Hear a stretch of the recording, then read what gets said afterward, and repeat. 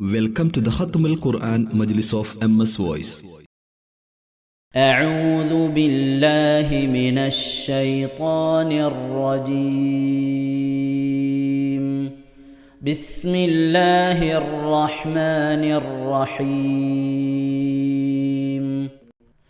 وما أبرئ نفسي إن النفس لأمارة بالسوء إلا ما رحم ربي إن ربي غفور رحيم. وقال الملك ائتوني به أستخلصه لنفسي فلما كلمه قال إنك اليوم لدينا مكين أمين. قال اجعلني على خزائن الأرض إني حفيظ عليم. وكذلك مكنا ليوسف في الأرض يتبوأ منها حيث يشاء نصيب برحمتنا من نشاء ولا نضيع أجر المحسنين. ولأجر الآخرة خير للذين آمنوا وكانوا يتقون. وجاء إخوة يوسف فدخلوا عليه فعرفهم وهم له منكرون. ولما جهزهم بجهازهم قال ائتوني بأخ لكم من أبيكم ألا ترون أني أوفي الكيل وأنا خير المنزلين. فإن لم تأتوني به فلا كيل لكم عندي ولا تقربون. قالوا سنراود عنه أباه وإنا لفاعلون. وقال لفتيانه اجعلوا بضاعتهم في رحالهم لعلهم يعرفونها إذا انقلبوا إلى أهلهم لعلهم يرجعون. فلما رجعوا إلى أبيهم قالوا يا أبانا منع منا الكيل فأرسل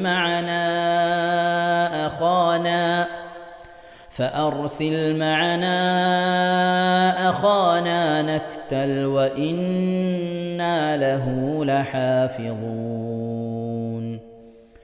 قال هل آمنكم عليه إلا كما أمنتكم على أخيه من قبل فالله خير حافظا وهو أرحم الراحمين. ولما فتحوا متاعهم وجدوا بضاعتهم ردت إليهم قالوا يا أبانا ما نبغي هذه بضاعتنا ردت إلينا ونمير أهلنا ونحفظ أخانا ونزداد كيل بعير ذلك كيل يسير.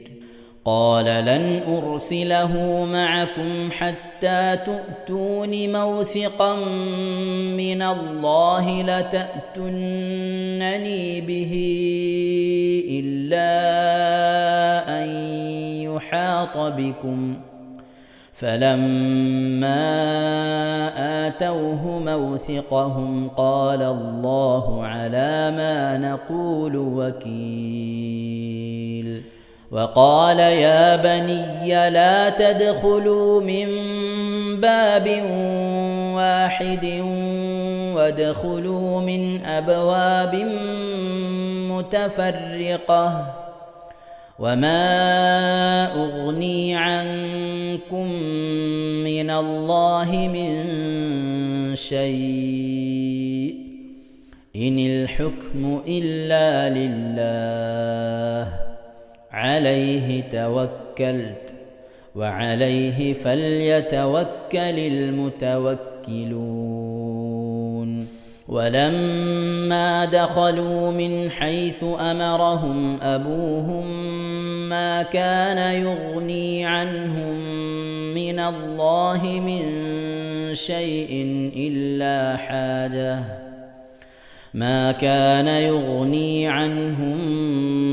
الله من شيء إلا حاجة في نفس يعقوب قضاها وإنه لذو علم لما علمناه ولكن أكثر الناس لا يعلمون ولما دخلوا على يوسف آوى إليه أخاه قال إني أنا أخوك فلا تبتئس بما كانوا يعملون صدق الله العظيم. إن شاء الله പ്രിയമുള്ള മുഅ്മിനീങ്ങളെ ഇനി നമുക്ക് അൽ കഹ്ഫ് സൂറത്ത് പാരായണം ചെയ്യാം. أعوذ بالله من الشيطان الرجيم. بسم الله الرحمن الرحيم. الحمد لله الذي أنزل على عبده الكتاب ولم يجعل له عوجا قيما لينذر بأسا شديدا من لدنه ويبشر المؤمنين الذين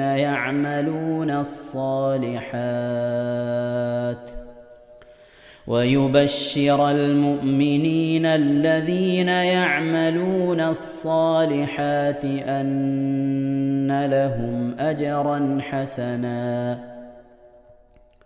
ماكثين فيه أبدا وينذر الذين قالوا اتخذ الله ولدا ما لهم به من علم ولا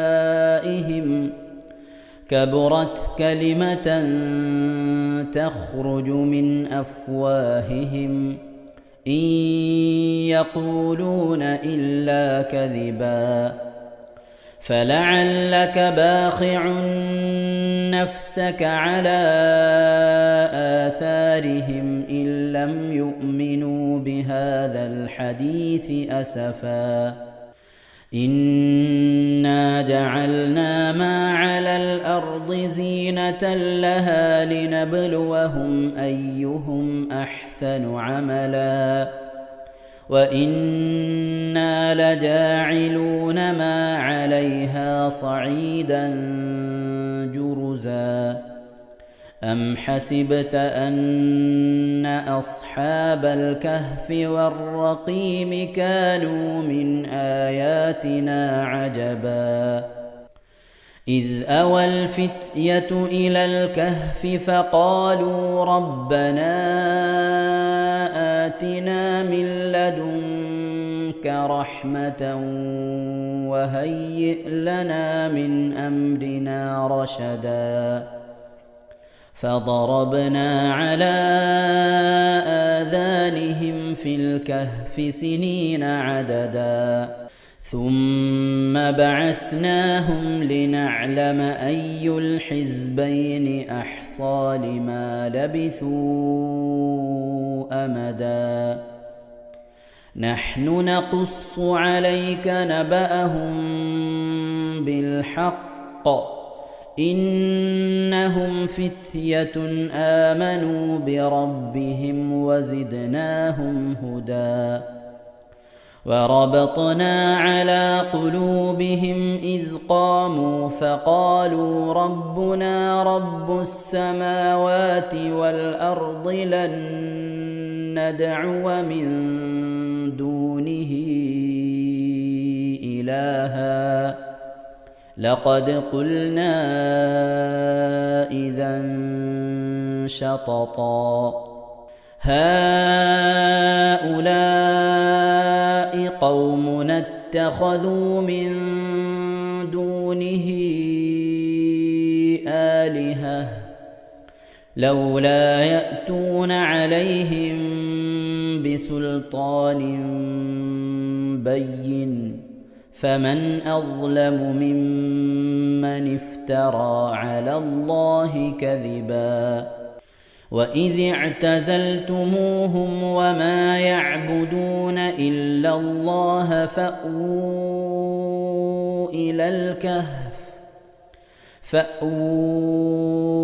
إلى الكهف ينشر لكم ربكم من رحمته ويهيئ لكم من أمركم مرفقا وترى الشمس إذا طلعت تزاور عن كهفهم ذات اليمين وإذا غربت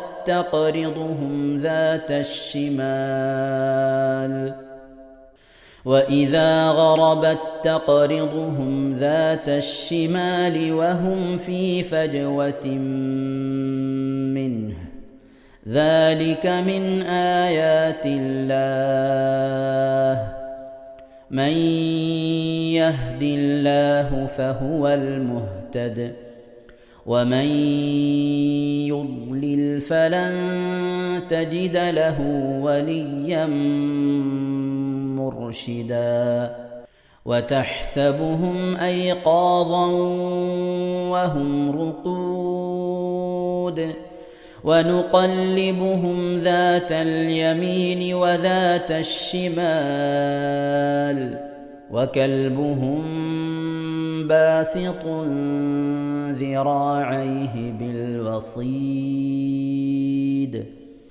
لو اطلعت عليهم لوليت منهم فرارا ولملئت منهم رعبا وكذلك بعثناهم ليتساءلوا بينهم قال قائل منهم كم لبثتم قالوا لبثنا يوما أو بعض يوم قالوا ربكم أعلم بما لبثتم فابعثوا أحدكم بورقكم هذه إلى المدينة فلينظر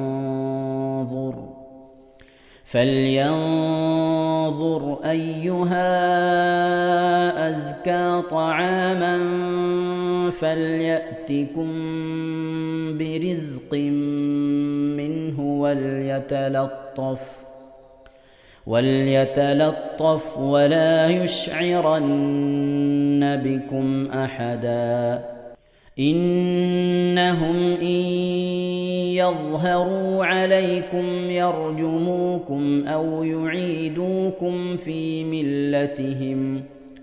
أو يعيدوكم في ملتهم ولن تفلحوا إذن أبدا وكذلك أعثرنا عليهم ليعلموا أن وعد الله حق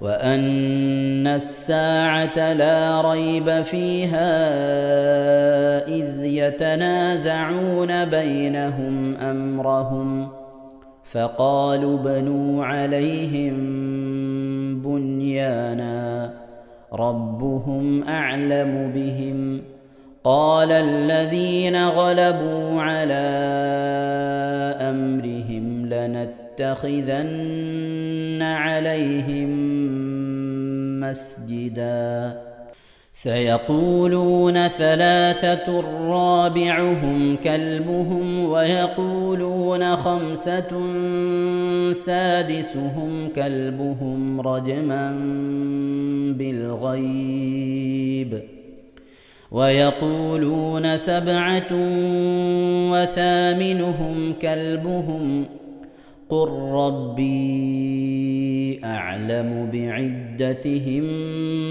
ما يعلمهم إلا قليل فلا تمار فيهم إلا مراء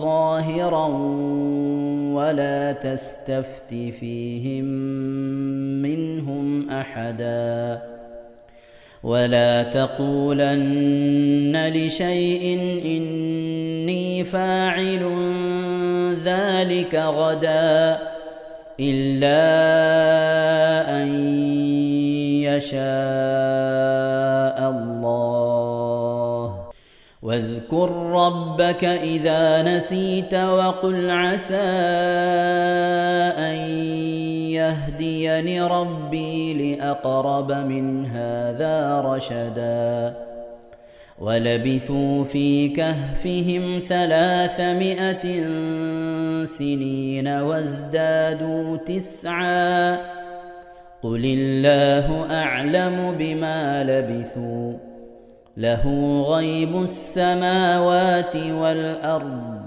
أبصر به وأسمع ما لهم من دونه من ولي ولا يشرك في حكمه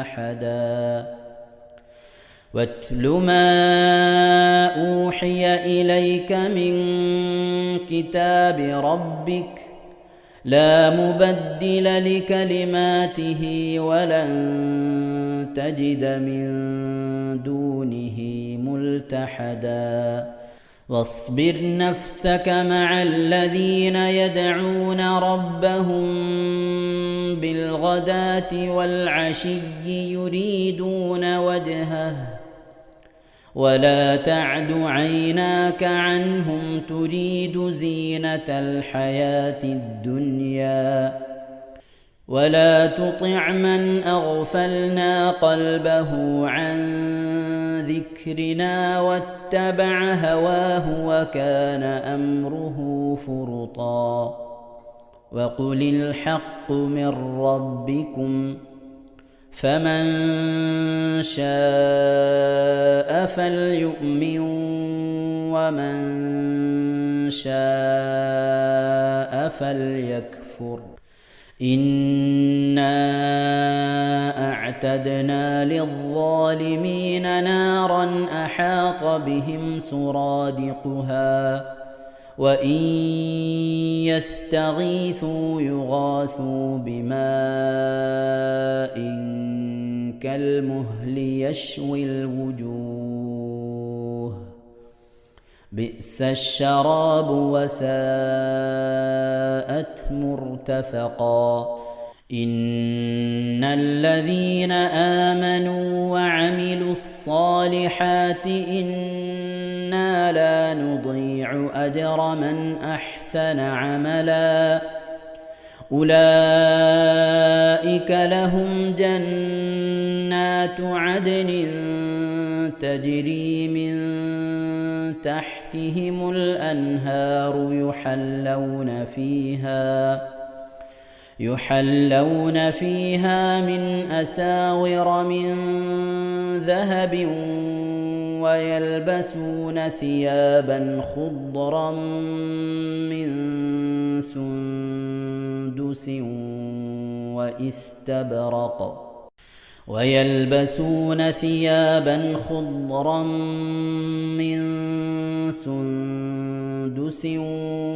واستبرق متكئين فيها على الأرائك نعم الثواب وحسنت مرتفقا واضرب لهم مثل الرجلين جعلنا لأحدهما جنتين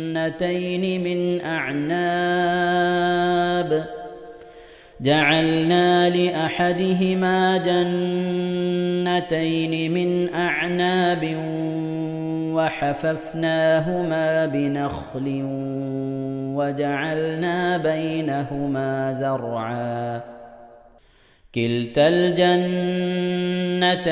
آتت أكلها ولم تظلم منه شيئا وفجرنا خلالهما نهرا وكان له ثمر فقال لصاحبه وهو يحاوره أنا أكثر منك مالا وأعز نفرا ودخل جنته وهو ظالم لنفسه قال ما أظن أن تبيد هذه أبدا وما أظن الساعة قائمة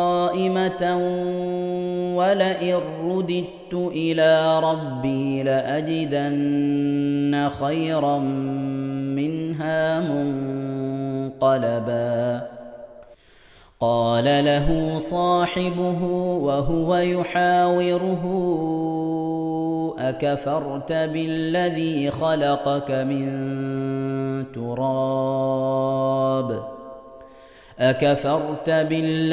خلقك من تراب ثم من نطفة ثم سواك رجلا لكن هو الله ربي ولا أشرك بربي أحدا ولولا إذ دخلت جنتك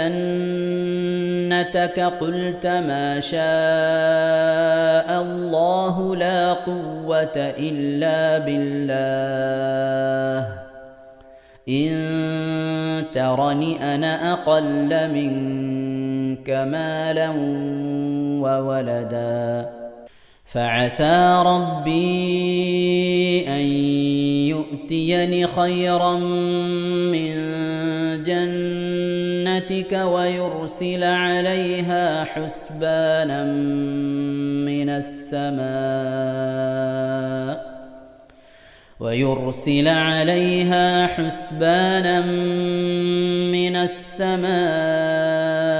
فتصبح صعيدا زلقا أو يصبح ماؤها غورا فلن تستطيع له طلبا وأحيط بثمره فأصبح يقلب كفيه على ما أنفق فيها وهي خاوية على عروشها ويقول يا ليتني لم أشرك بربي أحدا ولم تكن له فئة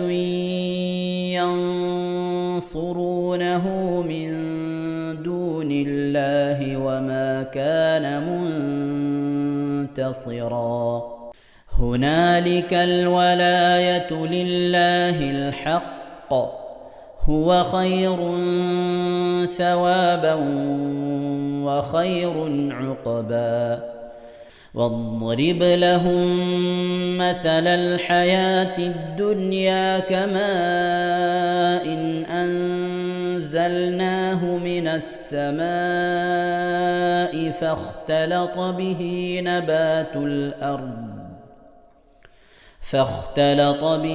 نبات الأرض فأصبح هشيما تذروه الرياح وكان الله على كل شيء مقتدرا. المال والبنون زينة الحياة الدنيا، والباقيات الصالحات خير عند ربك ثوابا وخير أملا.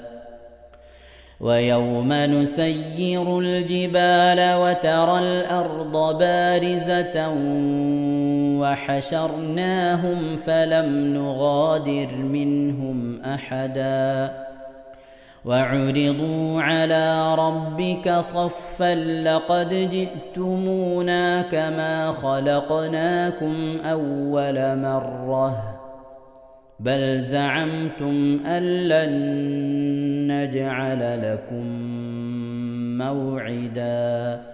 ووضع الكتاب فترى المجرمين مشفقين مما فيه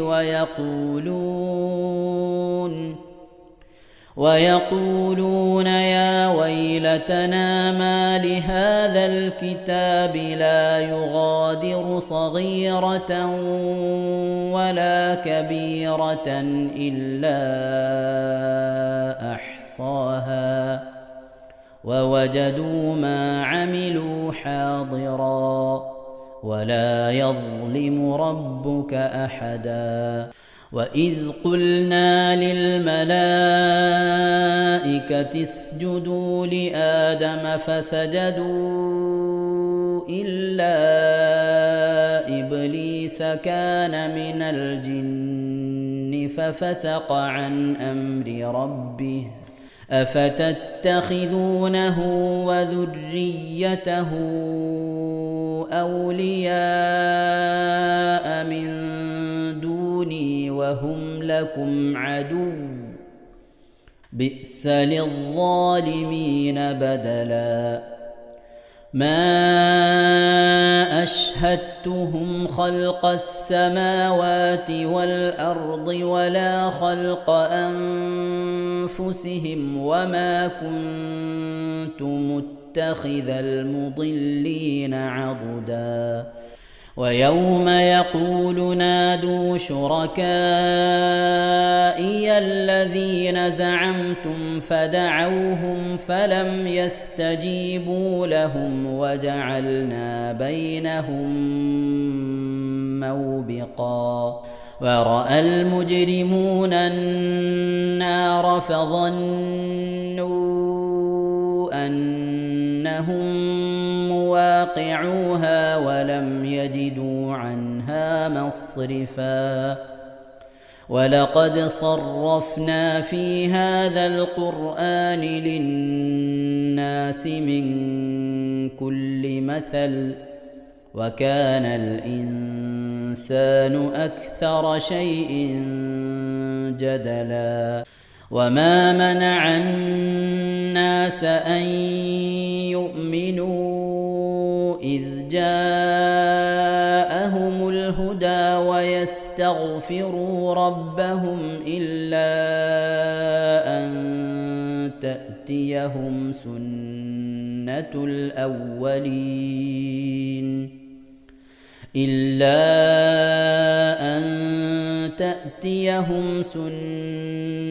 الأولين أو يأتيهم العذاب قبلا. وما نرسل المرسلين إلا مبشرين ومنذرين ويجادل الذين كفروا بالباطل ليدحضوا به الحق واتخذوا آياتي وما أنذروا هزوا. ومن أظلم ممن ذكر بآيات ربه فأعرض عنها ونسي ما قدمت يداه إنا جعلنا على قلوبهم أكنة أن يفقهوه وفي آذانهم وقرا وإن تدعهم إلى الهدى فلن يهتدوا إذا أبدا وربك الغفور ذو الرحمة لو يؤاخذهم بما كسبوا لعجل لهم العذاب بل لهم موعد لن يجدوا من دونه موئلا وتلك القرى أهلكناهم لما ظلموا وجعلنا لمهلكهم موعدا وإذ قال موسى لفتاه لا أبرح حتى أبلغ مجمع البحرين أو أمضي حقبا فلما بلغا مجمع بينهما نسيا حوتهما فاتخذ سبيله في البحر سربا فلما جاوزا قال لفتاه آتنا غداءنا لقد لقينا من سفرنا هذا نصبا قال أرأيت إذ أوينا إلى الصخرة فإني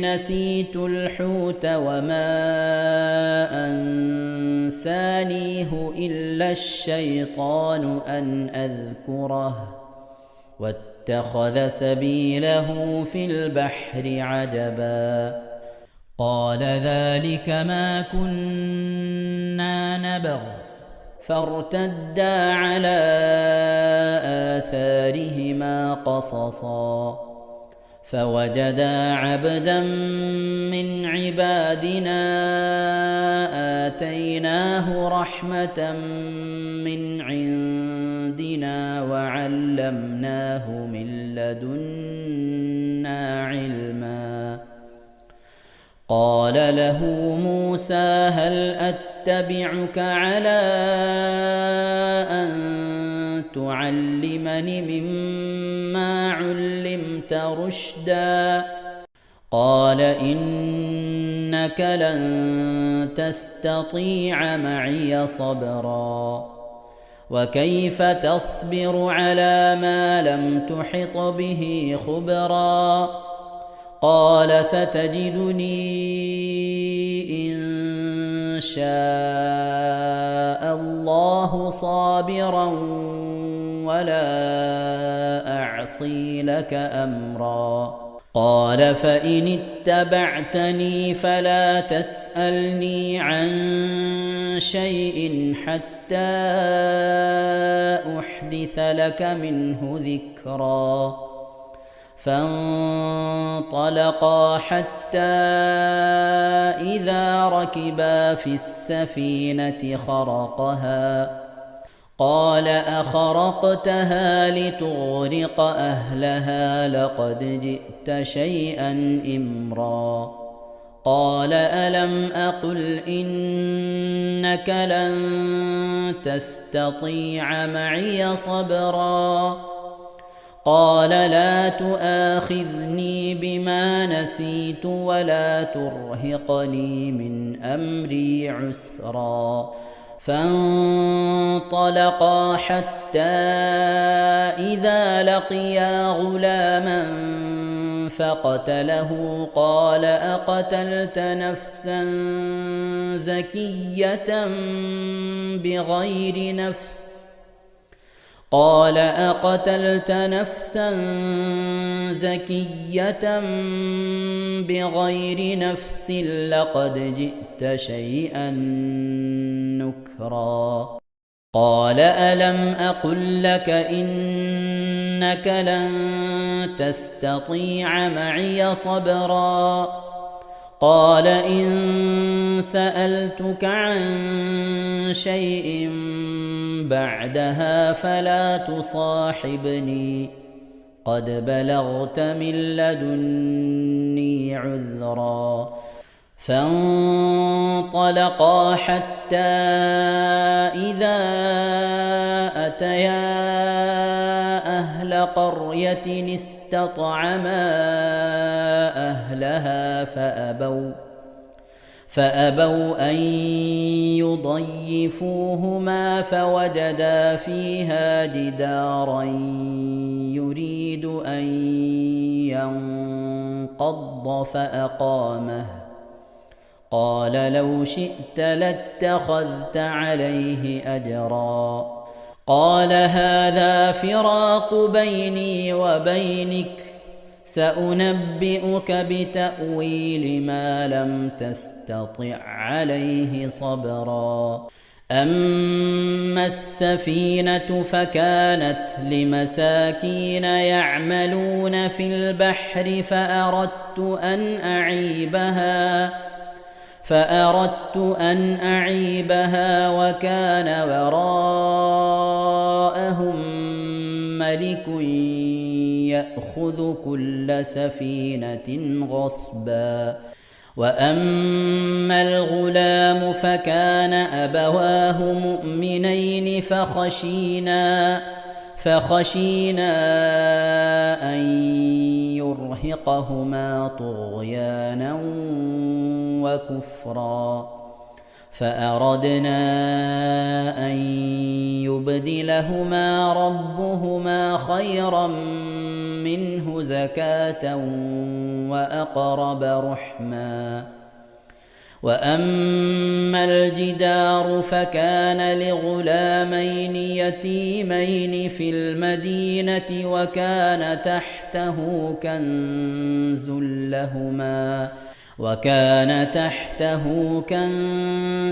لهما وكان أبوهما صالحا فأراد ربك أن يبلغا أشدهما ويستخرجا كنزهما رحمة من ربك وما فعلته عن أمري ذلك تأويل ما لم تسطع عليه صبرا ويسألونك عن ذي القرنين قل سأتلو عليكم منه ذكرا إنا مكنا له في الأرض وآتيناه من كل شيء سببا فأتبع سببا حتى إذا بلغ مغرب الشمس وجدها تغرب في عين حمئة ووجد عندها قوما قلنا يا ذا القرنين إما أن تعذب وإما أن تتخذ فيهم حسنا قال أما من ظلم فسوف نعذبه ثم يرد إلى ربه فيعذبه عذابا نكرا وأما من آمن وعمل صالحا فله جزاء الحسنى وسنقول له من أمرنا يسرا ثم أتبع سببا حتى إذا بلغ مطلع الشمس وجدها تطلع على قوم لم نجعل لهم من دونها سترا كذلك وقد أحطنا بما لديه خبرا ثم أتبع سببا حتى إذا بلغ بين السدين وجد من دونهما قوما لا يكادون يفقهون قولا قالوا يا ذا القرنين إن يأجوج ومأجوج مفسدون في الأرض فهل نجعل لك خرجا على أن تجعل بيننا وبينهم سدا قال ما مكني فيه ربي خير فأعينوني بقوة أجعل بينكم وبينهم ردما آتوني زبر الحديد حتى إذا ساوى بين الصدفين قال انفخوا حتى إذا جعله نارا قال آتوني أفرغ عليه قطرا فما استطاعوا أن يظهروه وما استطاعوا له نقبا قال هذا رحمة من ربي فإذا جاء وعد ربي جعله دكاء وكان وعد ربي حقا وتركنا بعضهم يومئذ يموج في بعض ونفخ في الصور فجمعناهم جمعا وعرضنا جهنم يومئذ للكافرين عرضا الذين كانت أعينهم في غطاء عن ذكري وكانوا لا يستطيعون سمعا أفحسب الذين كفروا أن يتخذوا عبادي من دوني أولياء إنا أعتدنا جهنم للكافرين نزلا قل هل ننبئكم بالأخسرين أعمالا الذين ضل سعيهم في الحياة الدنيا وهم يحسبون أنهم يحسنون صنعا أولئك الذين كفروا بآيات ربهم ولقائه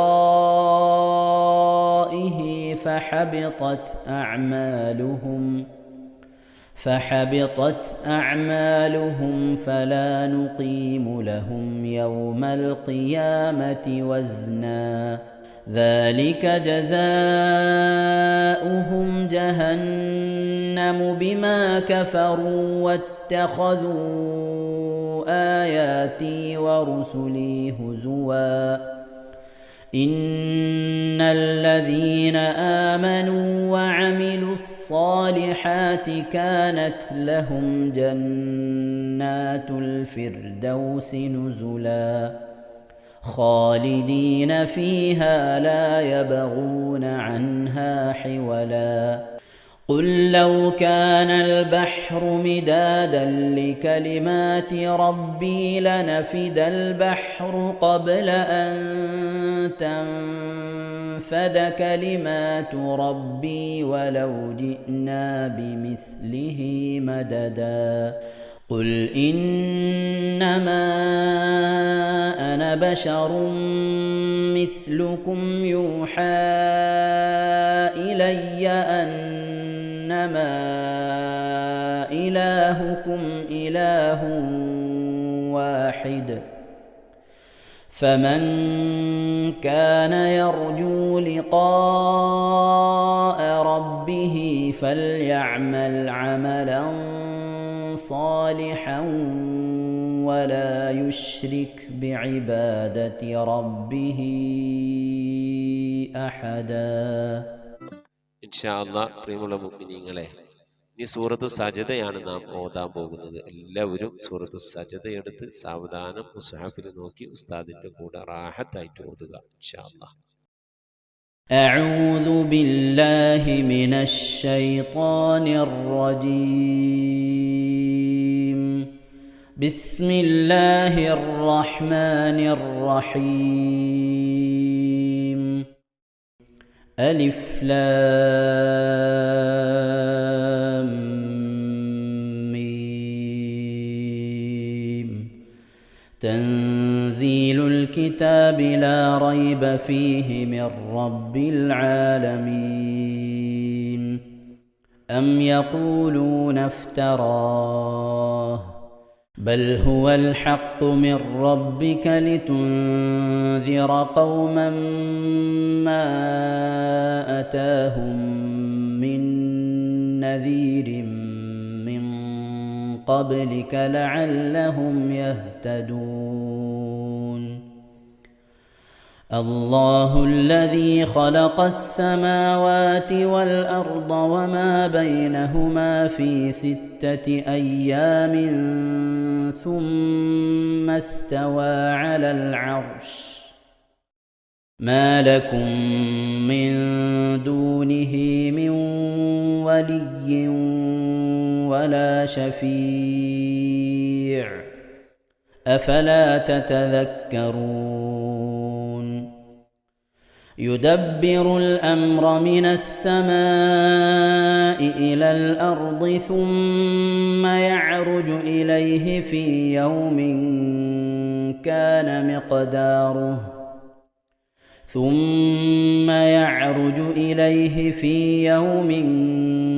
كان مقداره 1000 سنة مما تعدون. ذلك عالم الغيب والشهادة العزيز الرحيم. الذي أحسن كل شيء خلقه وبدأ خلق الإنسان من طين ثم جعل نسله من سلالة من ماء مهين ثم سواه ونفخ فيه من روحه وجعل لكم السمع والأبصار والأفئدة قليلا ما تشكرون. وقالوا أإذا ضللنا في الأرض أإنا لفي خلق جديد بل هم بلقاء ربهم كافرون. قل يتوفاكم ملك الموت الذي وكل بكم ثم إلى ربكم ترجعون.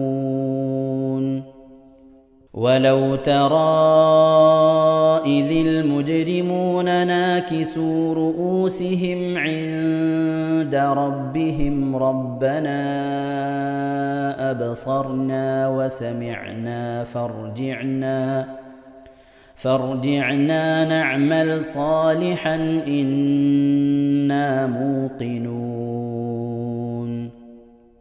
ولو شئنا لآتينا كل نفس هداها ولكن حق القول مني لأملأن جهنم من الجنة والناس أجمعين. فذوقوا بما نسيتم لقاء يومكم هذا إنا نسيناكم وذوقوا عذاب الخلد بما كنتم تعملون إنما يؤمن بآياتنا الذين إذا ذكروا بها خروا سجدا وسبحوا بحمد ربهم وهم لا يستكبرون. ഇൻഷാ അല്ലാഹ് പ്രിയമുള്ള മുഅ്മിനീങ്ങളെ, ഇവിടെ തിലാവത്തിന്റെ സുജൂദ് ചെയ്യൽ സുന്നത്തുണ്ട്. ഞാൻ തിലാവത്തിന്റെ സുജൂദ് ചെയ്യുന്നു എന്ന് നിയ്യത്ത് ചെയ്ത് അല്ലാഹു അക്ബർ എന്ന് പറഞ്ഞ് കൈകെട്ടി നേരെ ഒരു സുജൂദിലേക്ക് പോവുക. സുജൂദിൽ സജ്ജദ വജ്ഹിയ ലില്ലദി ഖലഖഹു വഖദ്ദറഹു വശഖ്ഖ സംഅഹു വബസറഹു ബിഹൗലിഹി വഖുവ്വതിഹി ഫതബാറകല്ലാഹു അഹ്സനുൽ ഖാലിഖീൻ എന്നുള്ള ദിക്ർ ഒരു വട്ടം ചൊല്ലുക. അത് അറിയുന്നവർ അത് ചൊല്ലുക, അല്ലെങ്കിൽ സുബ്ഹാന റബ്ബിൽ അഅല വബിഹംദിഹി എന്ന് ചൊല്ലുക.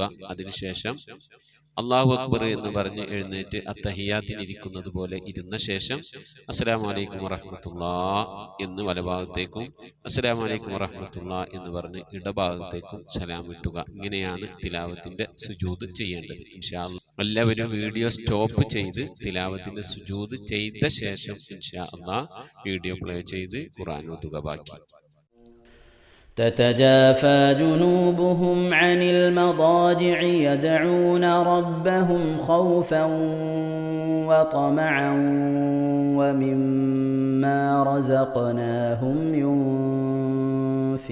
ينفقون فلا تعلم نفس ما أخفي لهم من قرة أعين جزاء بما كانوا يعملون أفمن كان مؤمنا كمن كان فاسقا لا يستوون أما الذين آمنوا وعملوا الصالحات فلهم جنات المأوى نزلا بما كانوا يعملون وأما الذين فسقوا فمأواهم النار كلما أرادوا أن يخرجوا منها أعيدوا فيها وقيل لهم ذوقوا عذاب النار الذي كنتم به تكذبون ولنذيقنهم من العذاب الأدنى دون العذاب الأكبر لعلهم يرجعون ومن أظلم ممن ذكر بآيات ربه ثم أعرض عنها إنا من المجرمين منتقمون ولقد آتينا موسى الكتاب فلا تكن في مرية من لقائه وجعلناه هدى لبني إسرائيل وجعلنا منهم أئمة يهدون بأمرنا لما صبروا وكانوا بآياتنا يوقنون إن ربك هو يفصل بينهم يوم القيامة فيما كانوا فيه يختلفون أولم يهد لهم كم أهلكنا من قبلهم من القرون يمشون في مساكنهم إن في ذلك لآيات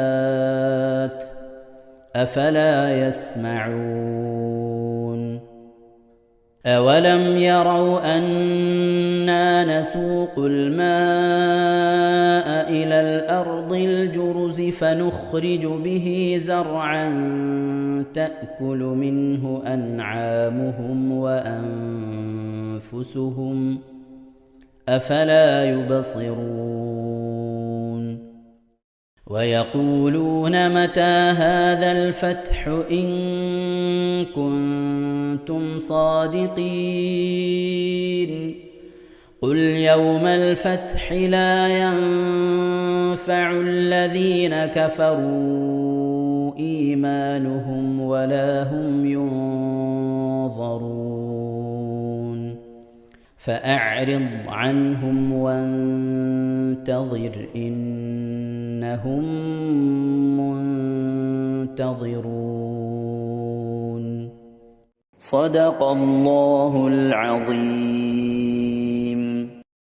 ഇൻഷാ അല്ലാ പ്രിയമുള്ള മുഅ്മിനീങ്ങളെ, ഇനി അള്ളാഹുവിൻ്റെ പരിശുദ്ധ നാമങ്ങൾ അടങ്ങിയ അസ്മാഉൽ ഹുസ്ന ചൊല്ലി ദുആ ചെയ്യാനാണ് പോകുന്നത്. ഇൻഷാ അല്ലാ അള്ളാഹുവിൻ്റെ പരിശുദ്ധമായ നാമങ്ങൾ അസ്മാഉൽ ഹുസ്ന ഇവിടെ നിന്ന് ചൊല്ലിത്തരും. നിങ്ങളെല്ലാവരും ഒപ്പം കേട്ട് ചെല്ലുക. അള്ളാഹു നമ്മെ ഏവരെയും അവൻ്റെ റിള ലഭിക്കുന്നവരുടെ കൂട്ടത്തിൽ, തൃപ്തി ലഭിക്കുന്നവരുടെ കൂട്ടത്തിൽ, നമ്മുടെയൊക്കെ ആഖിബത്ത് നന്നാവുന്നവരുടെ കൂട്ടത്തിൽ ഉൾപ്പെടുത്തി അനുഗ്രഹിക്കട്ടെ. ആമീൻ യാ റബ്ബൽ ആലമീൻ. أعوذ بالله من الشيطان الرجيم. أعوذ بالله من الشيطان الرجيم. بسم الله الرحمن الرحيم. بسم الله الرحمن الرحيم. اللهم إنا نسألك ونتوسل إليك ونتضرع إليك بأسمائك الحسنى يا الله يا رحمن يا الله يا رحيم يا الله يا ملك يا الله يا قدوس يا الله يا سلام يا الله يا مؤمن يا الله يا مهيمن يا الله يا عزيز يا الله يا جبار يا الله يا متكبر يا الله يا خالق يا الله يا بارئ يا الله يا مصبر يا الله يا غفار يا الله يا قهار يا الله يا وهاب يا الله يا رزاق يا الله يا فتاح يا الله يا عليم يا الله يا قابل يا الله يا باسط يا الله يا خافل يا الله يا رافع يا الله يا معز يا الله يا مذل يا الله يا سميع يا الله يا بصير يا الله يا حكم يا الله يا عدل يا الله يا لطيف يا الله يا خبير يا الله يا حليم يا الله يا عظيم يا الله يا غفور يا الله يا شكور يا الله يا علي يا الله يا كبير يا الله يا حفيظ يا الله يا مقيت يا الله يا حسيب يا الله يا جليل يا الله يا كريم يا الله يا رقيب يا الله رقيب يا يا الله مجيب يا الله يا مجيب يا يا الله واسع يا الله يا واسع يا يا الله حكيم يا الله يا حكيم يا الله يا ودود يا الله يا ودود يا الله يا مجيد يا الله يا مجيد يا يا الله باعث يا الله يا باعث يا الله يا شهيد يا الله يا شهيد يا الله يا حق يا الله يا حق يا الله يا وكيل يا الله يا وكيل يا الله يا قوي يا الله يا قوي يا الله يا متين يا الله يا متين يا الله يا ولي يا الله يا ولي يا الله يا حميد يا الله يا حميد يا الله يا محصي يا الله يا محصي يا الله يا مبدئ يا الله يا مبدئ يا يا الله معيد يا الله يا معيد يا يا الله محيي يا الله يا محيي يا يا الله مميت يا الله يا مميت يا يا الله حي يا الله يا حي يا يا الله قيوم يا الله يا قيوم يا يا الله واجد يا الله يا واجد يا يا الله ماجد يا الله يا ماجد يا يا الله واحد يا الله يا واحد يا يا الله صمد يا الله يا صمد يا يا الله قادر يا الله يا قادر يا الله يا مقتدر يا الله يا مقتدر يا يا الله مقدم يا الله يا مقدم يا الله يا مؤخر يا الله يا مؤخر يا يا الله أول يا الله يا أول يا الله يا آخر يا الله يا آخر يا يا الله ظاهر يا الله يا ظاهر يا يا الله باطن يا الله يا باطن يا يا الله والي يا الله يا والي يا الله يا متعالي يا الله يا متعالي يا يا الله بر يا الله يا بر يا يا الله تواب يا الله يا تواب يا يا الله منتقم يا الله يا منتقم يا يا الله عفو يا الله يا غفور يا يا الله رؤوف يا الله يا رؤوف يا يا الله مالك الملك يا الله يا مالك الملك يا الله يا ذا الجلال والإكرام يا الله يا ذا الجلال والإكرام يا يا الله مقسط يا الله يا مقسط يا الله يا جامع يا الله يا جامع يا الله يا غني يا الله يا غني يا يا الله مغني يا الله يا مغني يا الله يا مانع يا الله يا مانع يا يا الله ضار يا الله يا ضار يا الله يا نافع يا الله يا نافع يا الله يا نور يا الله يا نور يا يا الله هادي يا الله يا هادي يا يا الله بديع يا الله يا بديع يا يا الله باقي يا الله يا باقي يا يا الله وارث يا الله يا وارث يا يا الله رشيد يا الله يا رشيد يا يا الله صبور يا الله يا صبور يا الله എല്ലാവരും ആമീൻ പറയുക. أن تحفظنا بحفظك آمين وتحمينا بحمايتك آمين وتكفينا بكفايتك آمين وتحرسنا بحولك وقوتك آمين وتعيدنا بتعيدك آمين وتنصرنا بنصرك آمين وتهدينا بهدايتك آمين وترعانا برعايتك آمين وتنظر إلي بعين عنايتك آمين وأن تجعلنا من عبادك الصالحين آمين الذين لا خوف عليهم ولا هم يحزنون آمين سبحان ربك رب العزة عما يصفون آمين وسلام على المرسلين والحمد لله رب العالمين آمين وصلى الله على سيدنا محمد وعلى آله وصحبه وسلم تسليما كثيرا كثيرا ഇൻഷാ അല്ലാഹ്. പ്രിയമുള്ള മുഅ്മിനീങ്ങളെ, ഇനി സലാം ബൈത്തിൽ നിന്ന് അല്പം നമുക്ക് ചൊല്ലാം. صلواتي على النبي وسلامي وهو خير الأنام بدر التمام السلام على الخلاصة من تهاما السلام على المبشر بسلاما صلواتي على النبي وسلامي وهو خير الأنام بدر تمامي السلام على محمد رسولي السلام على النبي أبي البتول صلواتي على النبي وسلامي وهو خير الأنام بدر تمامي السلام على الخليفة منك فينا أبي بكر مبيد الجاحدين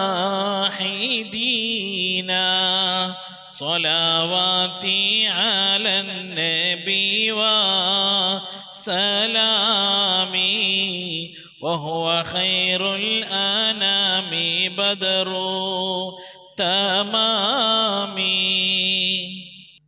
صلواتي على النبي وسلامي وهو خير الأنام بدر التمام كذاك عمر ولي الصالحين وذي النورين رأس الناسكين صلواتي على النبي وسلامي وهو خير الأنام بدر التمام كذاك علي السامي يقينا وآلك كلهم والتابعين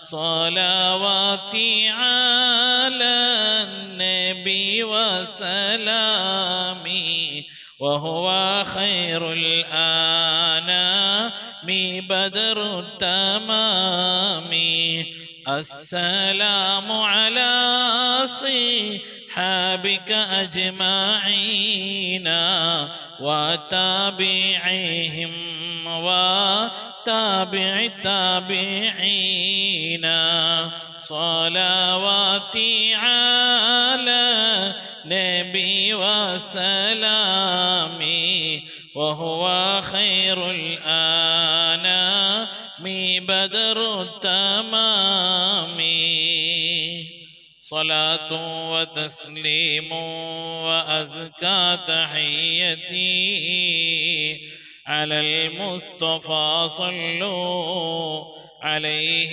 وسلموا. ഇൻഷാ അല്ലാഹ് പ്രിയമുള്ള മുഅ്മിനീങ്ങളെ, നമ്മുടെ സ്വലാത്ത് ദിക്ർ മജ്ലിസിലേക്ക് പ്രവേശിക്കാം.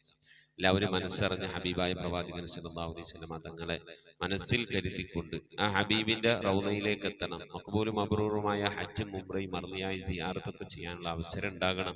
ഹബീബിനെ സ്വപ്നത്തിൽ കാണണം, ഹബീബിന്റെ ആ ദർശനം നമുക്കുണ്ടാകണം എന്നുള്ള ആ നിയ്യത്ത്, നല്ല നിയ്യത്ത് വെച്ചുകൊണ്ട് ഇൻഷാ അല്ലാഹ് 11 സ്വലാത്ത് ചൊല്ലാം. اللهم صل على محمد وعلى آل محمد كما صليت على إبراهيم وعلى آل إبراهيم إنك حميد مجيد. اللهم صل على محمد وعلى آل محمد كما صليت على إبراهيم وعلى آل إبراهيم إنك حميد مجيد. اللهم صل على محمد وعلى آل محمد كما صليت على إبراهيم وعلى آل إبراهيم إنك حميد مجيد. اللهم صل على محمد وعلى آل محمد كما صليت على إبراهيم وعلى آل إبراهيم إنك حميد مجيد. اللهم صل على محمد وعلى آل محمد كما صليت على إبراهيم وعلى آل إبراهيم إنك حميد مجيد. اللهم صل على محمد وعلى آل محمد كما صليت على إبراهيم وعلى آل إبراهيم إنك حميد مجيد. اللهم صل على محمد وعلى آل محمد كما صليت على إبراهيم وعلى آل إبراهيم إنك حميد مجيد. اللهم صل على محمد وعلى آل محمد كما صليت على إبراهيم وعلى آل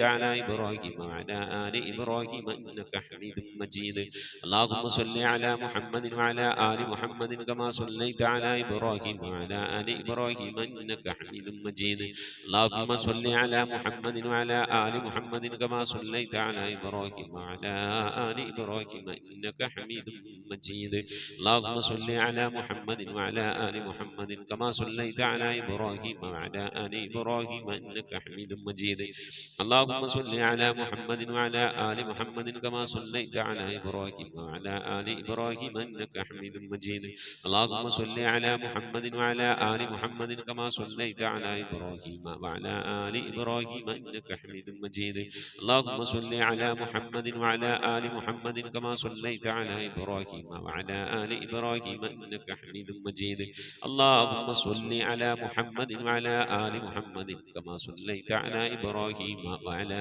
آل إبراهيم إنك حميد مجيد إن شاء الله പ്രിയമുള്ള മുഅ്മിനീങ്ങളെ ഇനി എല്ലാവരും ഖിബിലയിലേക്ക് തിരിഞ്ഞിരിക്കണേ ഹബീബായ പ്രവാചകൻ സല്ലല്ലാഹു അലൈഹി വസല്ലമ തങ്ങളുടെ റൗള ശരീഫ് മനസ്സിലേക്ക് കൊണ്ടുവരണേ എന്നിട്ട് ഹബീബിനെ ഓർത്തുകൊണ്ട് മദീനയുടെ പച്ചക്കുപ്പയുടെ താഴ്വാരത്ത് അന്ത്യവിശ്രമം കൊള്ളുന്ന ലോകത്തിന്റെ രാജകുമാരൻ ഹബീബായ പ്രവാചകൻ സല്ലല്ലാഹു അലൈഹി വസല്ലമ തങ്ങളെ മനസ്സിൽ കണ്ടുകൊണ്ട് ആ ഹബീബിനോട് നമുക്ക് അല്പം സലാം ചൊല്ലാം ആ സലാം ഞാൻ ചൊല്ലിത്തരാം നിങ്ങൾ ഏറ്റു ചൊല്ലണേ അസ്സലാത്തു വസ്സലാമു അലൈക യാ സയ്യിദി യാ ഇമാമൽ മുത്തഖീൻ الصلاة والسلام عليك يا سيدي يا خاتم النبيين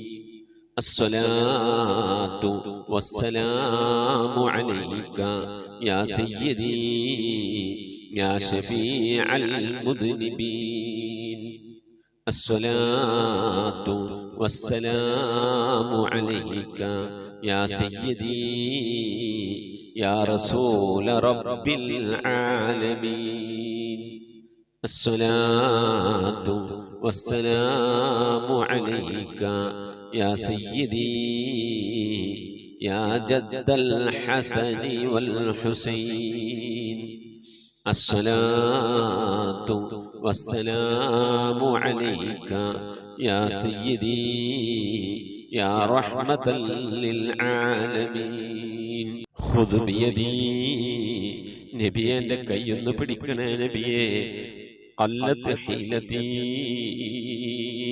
രക്ഷപ്പെടാനുള്ള എൻ്റെ തന്ത്രങ്ങളൊക്കെ കുറവാണ് നബിയെ ഇബാദത്തുകൾ കുറവാണ് നബിയെ എല്ലാം കുറവാണ് നബിയെ അതുകൊണ്ട് എൻ്റെ കൈയൊന്ന് പിടിക്കണേ നബിയെ അതിരിക്കിനി എന്നെ എത്തിക്കണേ നബിയെ മുറാദി എൻ്റെ മുറാദിലേക്ക് അതിരിക്കിനി മുറാദി യാ റസൂലല്ലാഹ് അല്ലാഹുവിൻ്റെ ദൂതനെ എൻ്റെ മുറാദിലേക്ക് എൻ്റെ ഉദ്ദേശത്തിലേക്ക് എൻ്റെ കൈ പിടിച്ചൊന്ന് എത്തിക്കണേ എൻ്റെ മുറാദ് അല്ലാഹുവിനെ കാണലാണ് എൻ്റെ മുറാദ് അല്ലാഹുവിനെ കാണലാണ് ഹബീബിനെ കാണലാണ് സ്വർഗ്ഗലോകത്ത് ഒരുമിച്ച് കൂടലാണ് അതിനുള്ള തന്ത്രങ്ങൾ അതിനുള്ള പ്രവർത്തനങ്ങളൊക്കെ എൻ്റെ കയ്യിൽ കുറവാണ് നബിയെ ആയതുകൊണ്ട് എൻ്റെ കൈയൊന്ന് പിടിച്ച് എന്നൊന്ന് രക്ഷപ്പെടുത്തണേ നബിയേ ചൊല്ലിക്കോളി ഖുദ് ബിയദീ ഖല്ലത് ഹീലതീ അദ്രികിനി മുറാദി യാ റസൂലല്ലാഹ് ഖുദ് ബിയദീ ഖല്ലത് ഹീലതീ അദ്രികിനി മുറാദി യാ റസൂലല്ലാഹ് ഖുദ് ബിയദീ ഖല്ലത് ഹീലതീ അദ്രികിനി മുറാദി യാ റസൂലല്ലാഹ് അല്ലാഹു നീ സ്വീകരിക്കണേ അല്ലാഹ് അല്ലാഹു നീ ഖബൂലാക്കണേ അല്ലാഹ് ഹബീബിന്റെ പേരിൽ ഞങ്ങൾ ചൊല്ലിയതായ മദ്ഹ് സ്വീകരിക്കണേ അല്ലാഹ് ഹബീബായ പ്രവാചകന്റെ മേലിൽ ഞങ്ങൾ ചൊല്ലിയ സ്വലാത്ത് സ്വീകരിക്കണേ അല്ലാഹ് ഹബീബിന്റെ റൗദയിലേക്ക് ഞങ്ങൾ ചൊല്ലിയ സലാമുകൾ അവിടത്തേക്ക് എത്തിച്ചു നൽകണേ അല്ലാഹ് അല്ലാഹു ഹബീബിന്റെ ശഫാഅത്ത് ലഭിക്കുന്നവരുടെ കൂട്ടത്തിൽ ഞങ്ങളെ ഉൾപ്പെടുത്തണേ അല്ലാഹ് ഹബീബിന്റെ തൃക്കരങ്ങളിൽ നിന്ന് ഹൗദുൽ കൗസർ വാങ്ങി കുടിക്കാനുള്ള ഭാഗ്യം നൽകുന്നവരുടെ കൂട്ടത്തിൽ ഉൾപ്പെടുത്തണേ അല്ലാ. ഹബീബിന്റെ പേരിൽ ധാരാളം സ്വലാത്ത് ചെല്ലാനുള്ള മനസ്സ് തൗഫീഖ് നൽകണേ അല്ലാ. ഹബീബ് പറഞ്ഞതനുസരിച്ച് ജീവിക്കാൻ അല്ലാഹു നീ തൗഫീഖ് നൽകണേ അല്ലാ. അല്ലാഹുവേ, മരിക്കുന്നതിന്റെ മുമ്പ് ഹബീബിനൊന്ന് കാണാനുള്ള ഭാഗ്യം നൽകണേ അല്ലാ. മതിവരോളം ഹബീബിന്റെ റൗള സന്ദർശിക്കാനുള്ള ഭാഗ്യം നൽകണേ അല്ലാ. അല്ലാഹുവേ റഹ്മാനായ റബ്ബേ, മനസ്സറിഞ്ഞുകൊണ്ട് സലാത്ത് സലാം നബിയുടെ പേരിൽ ചെല്ലുന്നവർക്ക് നൽകുന്ന എല്ലാ ഗുണവും അനുഗ്രഹവും ഞങ്ങൾക്ക് നൽകണേ അല്ലാ. ഞങ്ങൾ ഈ മജ്‌ലിസിനെ കബൂലാക്കണേ അല്ലാ. ഖത്മ പൂർത്തിയാക്കാനുള്ള തൗഫീഖ് നൽകണേ അല്ലാ. ഞങ്ങളുടെ മുറാദുകളെ ഹസിലാക്കി നൽകണേ അല്ലാ. രോഗങ്ങൾക്ക് ശിഫ നൽകണേ അല്ലാ. ദുആ കൊണ്ട് വസിയ്യത്ത് ചെയ്തവരുടെ മുറാദുകൾ ഹസിലാക്കി നൽകണേ അല്ലാ. പ്രയാസങ്ങൾ വിഷമങ്ങളൊക്കെ നീക്കി റാഹത്തിലാക്കി നൽകണേ അല്ലാ. ആമീൻ ബിറഹ്മതിക യാ അർഹമർ റഹീമീൻ. അസ്സലാമു അലൈക്കും വറഹ്മത്തുള്ളാഹി. പ്രിയമുള്ള മുഅ്മിനീങ്ങളെ, എന്തൊക്കെ വിശേഷം? എല്ലാവർക്കും സുഖം തന്നെയല്ലേ? അല്ലാഹു സുബ്ഹാനഹു വ തആല ഇഹത്തിലും പരത്തിലും നമുക്കൊക്കെ സുഖവും സന്തോഷമൊക്കെ നൽകി അനുഗ്രഹിക്കട്ടെ. ആമീൻ റബ്ബൽ ആലമീൻ. അള്ളാഹുവിൻ്റെ വലിയ അനുഗ്രഹത്താൽ പരിശുദ്ധമായ റജബ് മാസത്തിലെ രണ്ടാമത്തെ വെള്ളിയാഴ്ച ദിവസത്തിലേക്ക് നാം പ്രവേശിച്ചിരിക്കുകയാണ്. അള്ളാഹു സുബ്ഹാനഹു വ തആല റജബിൽ റഹ്മത്തും ബർക്കത്തൊക്കെ വാരിച്ചോരി നൽകുന്നവരുടെ കൂട്ടത്തിൽ നമ്മെ ഉൾപ്പെടുത്തി അനുഗ്രഹിക്കട്ടെ. റജബിൽ നോമ്പ് നോൽക്കുന്നവരുണ്ട്. 96 നോമ്പ് നോക്കണമെന്ന് നിയ്യത്ത് ചെയ്ത് തുടക്കം മുതൽ നോമ്പ് നോറ്റവരുണ്ട്. ഇന്നലെ വ്യാഴാഴ്ച ദിവസം നോമ്പ് നോറ്റവരുണ്ട്. ഇന്ന് അയ്യാമുബീലിൻ്റെ നോമ്പ് സുന്നത്തുള്ളവർ അത് നോറ്റവരുണ്ട്. അള്ളാഹു എല്ലാവർക്കും ഖൈറ് പ്രദാനം ചെയ്യട്ടെ. സ്വർഗത്തിൽ റജബ് എന്ന് പറയുന്ന ഒരു നദിയുണ്ട്.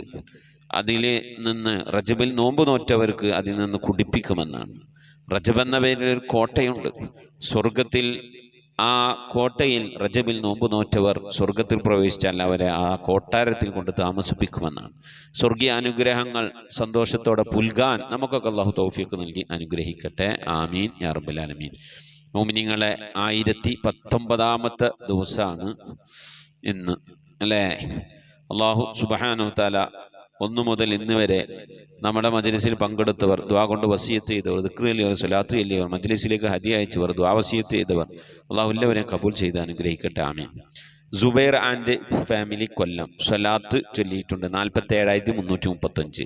സൽഹ മുഹമ്മദ് അലി സ്വലാത്ത് 1000, ദിക്ർ 1000, ഇസ്തിഗ്ഫാർ 1000, ദുആ വസിയത്ത് മനസ്സിലെ ടെൻഷനൊക്കെ മാറാൻ, മക്കളുടെ ജീവിതത്തിൽ ബർക്കത്തുണ്ടാകാൻ, മരണപ്പെട്ടവരുടെ മഗ്ഫിറത്തിനെ കൊണ്ട് ദുആ ചെയ്തിട്ടുണ്ട്.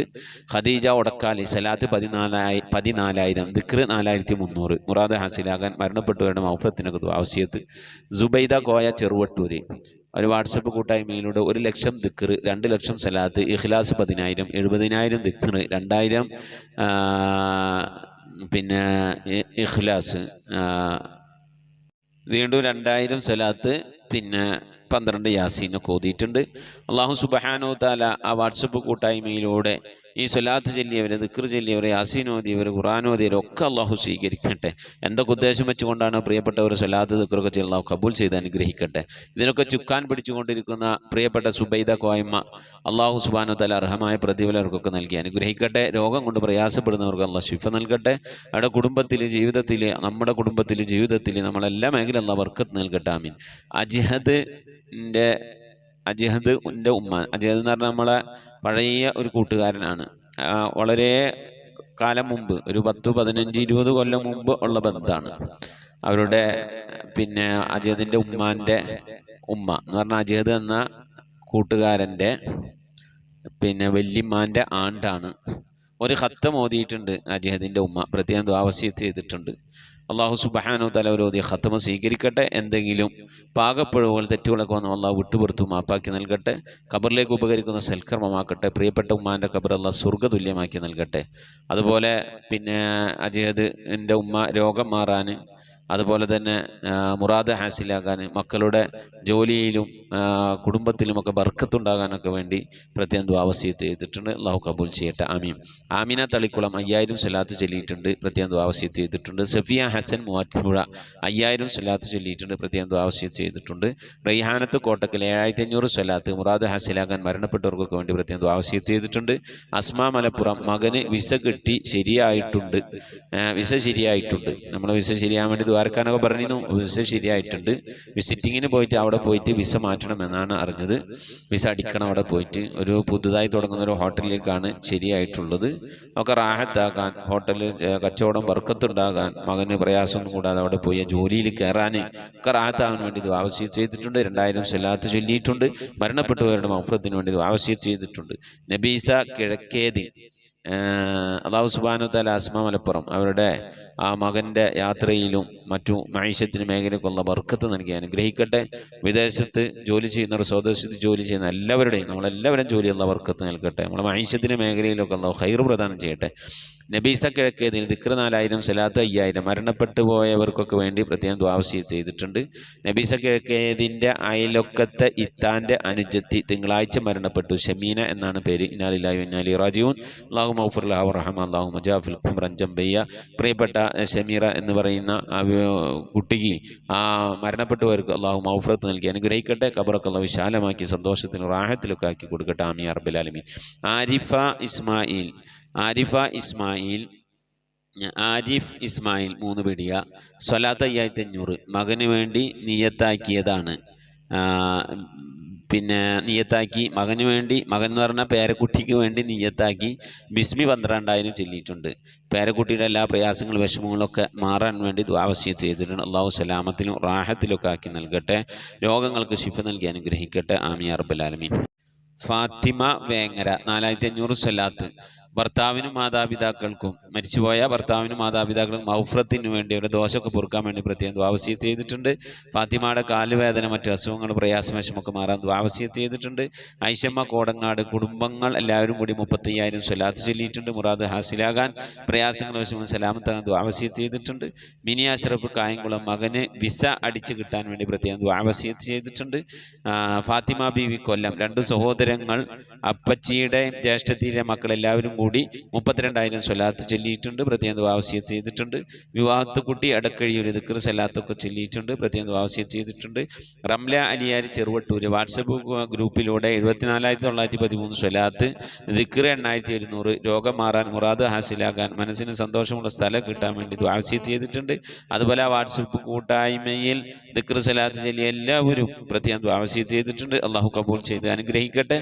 ഇങ്ങനെ വാട്സപ്പ് കൂട്ടായ്മയിലൂടെ ദിക്ർ ചൊല്ലി സ്വലാത്ത് ചൊല്ലിയൊക്കെ നിയന്ത്രിച്ചു പോരുന്ന റംലാലിയാർ അവരുടെ മുറാദ് അല്ലാഹു ഹാസിലാക്കി രോഗങ്ങൾക്ക് ശിഫ നൽകി, ഗുളിയൊന്നും കഴിക്കാതെ റാഹത്തോടെ കിടന്ന് ഉറങ്ങാൻ അവർക്കും അതുപോലെ രോഗങ്ങൾ കൊണ്ട് പ്രയാസപ്പെടുന്ന എല്ലാവർക്കും അല്ലാഹു ശിഫ സലാമത്തൊക്കെ നൽകി അനുഗ്രഹിക്കട്ടെ. ആമീൻ.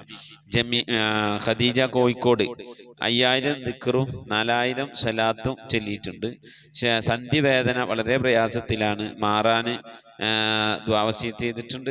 അതുപോലെ മരണപ്പെട്ടവരുടെ മഗ്ഫിറത്തിന് വേണ്ടി ദുആ വസിയത്ത് ചെയ്തിട്ടുണ്ട്. മറിയം ബീവി കരുങ്ങാപ്പള്ളി 10000 സ്വലാത്ത്, 10000 ദിക്ർ, 1000 ഇഖ്ലാസ്, മുറാദ് ഹാസിലാക്കാനും മരണപ്പെട്ടവരുടെ മഗ്ഫിറത്തിനും വേണ്ടി ദുആ വസിയത്ത് ചെയ്തിട്ടുണ്ട്. അതുപോലെ മകൾക്ക് ഒരു കുഞ്ഞുണ്ടായി കാണാൻ വേണ്ടി പ്രത്യേകം ദുആ വസിയത്ത് ചെയ്തിട്ടുണ്ട്. അല്ലാഹു സുബ്ഹാനഹു വ തആല സ്വാലിഹീങ്ങളായ മക്കളെ നൽകി അനുഗ്രഹിക്കട്ടെ. രോഗങ്ങൾ കൊണ്ട് പ്രയാസപ്പെടുന്ന, സന്ധിവേദന പ്രയാസങ്ങൾ അനുഭവിക്കുന്ന അല്ലാഹു സലാമത്ത് നൽകി ശിഫ നൽകി അനുഗ്രഹിക്കട്ടെ. ആമീൻ. റംല കാസർഗോഡ് 3000 സ്വലാത്ത് ചൊല്ലിയിട്ടുണ്ട്.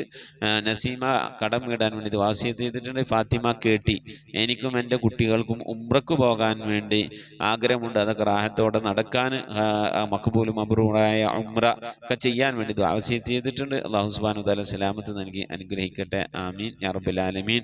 അതുപോലെ ഫാത്തിമ പാലക്കാട് നിന്നൊരു സഹോദരി പ്രത്യേകം ദുആ വസിയത്ത് ചെയ്തിട്ടുണ്ട്. അവർ ചെറിയ പർദ്ദയുടെ കച്ചവടമൊക്കെ നടത്തുന്ന ഒരു സഹോദരി. അതുപോലെ പാലക്കാടുള്ള ദുആ വസിയത്ത് ചെയ്തിട്ടുണ്ട്. അവരുടെ പർദ്ദ, അവരുടെ കുടിൽ വ്യവസായത്തിൽ ബർക്കത്തും കാര്യങ്ങളൊക്കെ ഉണ്ടാകാൻ വേണ്ടി ഒരുപാട് ആളുകൾക്ക് ഓൺലൈൻ വഴി കണ്ട് വാട്സപ്പൊക്കെ വഴി പർദ്ദൊക്കെ അയച്ചു കൊടുത്ത്, ഫോട്ടോ അയച്ചു കൊടുത്ത് ഇഷ്ടപ്പെട്ട് പാർസൽ വഴി പർദ്ദൊക്കെ എത്തിച്ചു കൊടുക്കുന്ന ഒരു കുടുംബമാണ്. അല്ലാഹു സുബ്ഹാനഹു വ തആല അവരുടെ ജോലിയിൽ ബർക്കത്ത് നൽകി അനുഗ്രഹിക്കട്ടെ. അതുപോലെ നമ്മുടെ ജോലിയിലും അള്ളാഹു ഒക്കെ ബർക്കത്ത് നൽകി അനുഗ്രഹിക്കട്ടെ. ആമീൻ.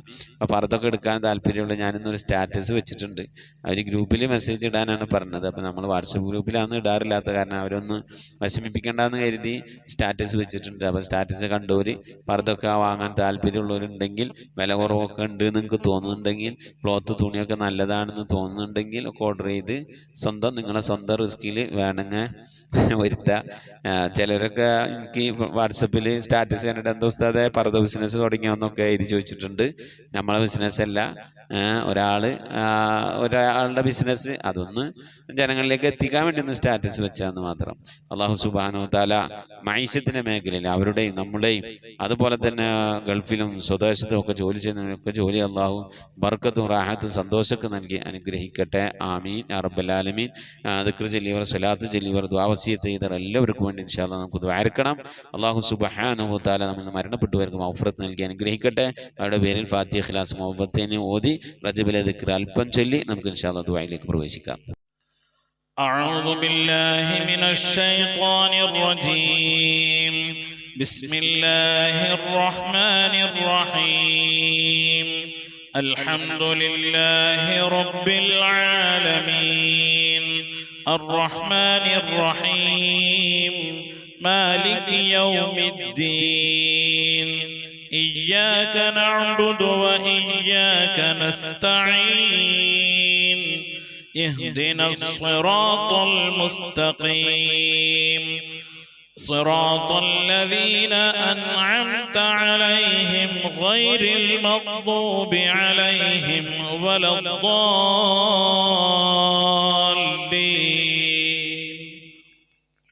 آمين. بسم الله الرحمن الرحيم.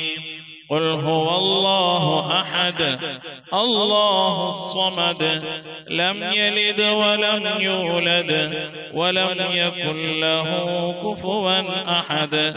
بسم الله الرحمن الرحيم. قل هو الله أحد الله الصمد لم يلد ولم يولد ولم يكن له كفوا أحد. بسم الله الرحمن الرحيم. قل هو الله أحد الله الصمد لم يلد ولم يولد ولم يكن له كفوا أحد. بسم الله الرحمن الرحيم. قل أعوذ برب الفلق من شر ما خلق ومن شر غاسق إذا وقب ومن شر النفاثات في العقد ومن شر حاسد إذا حسد. بسم الله الرحمن الرحيم.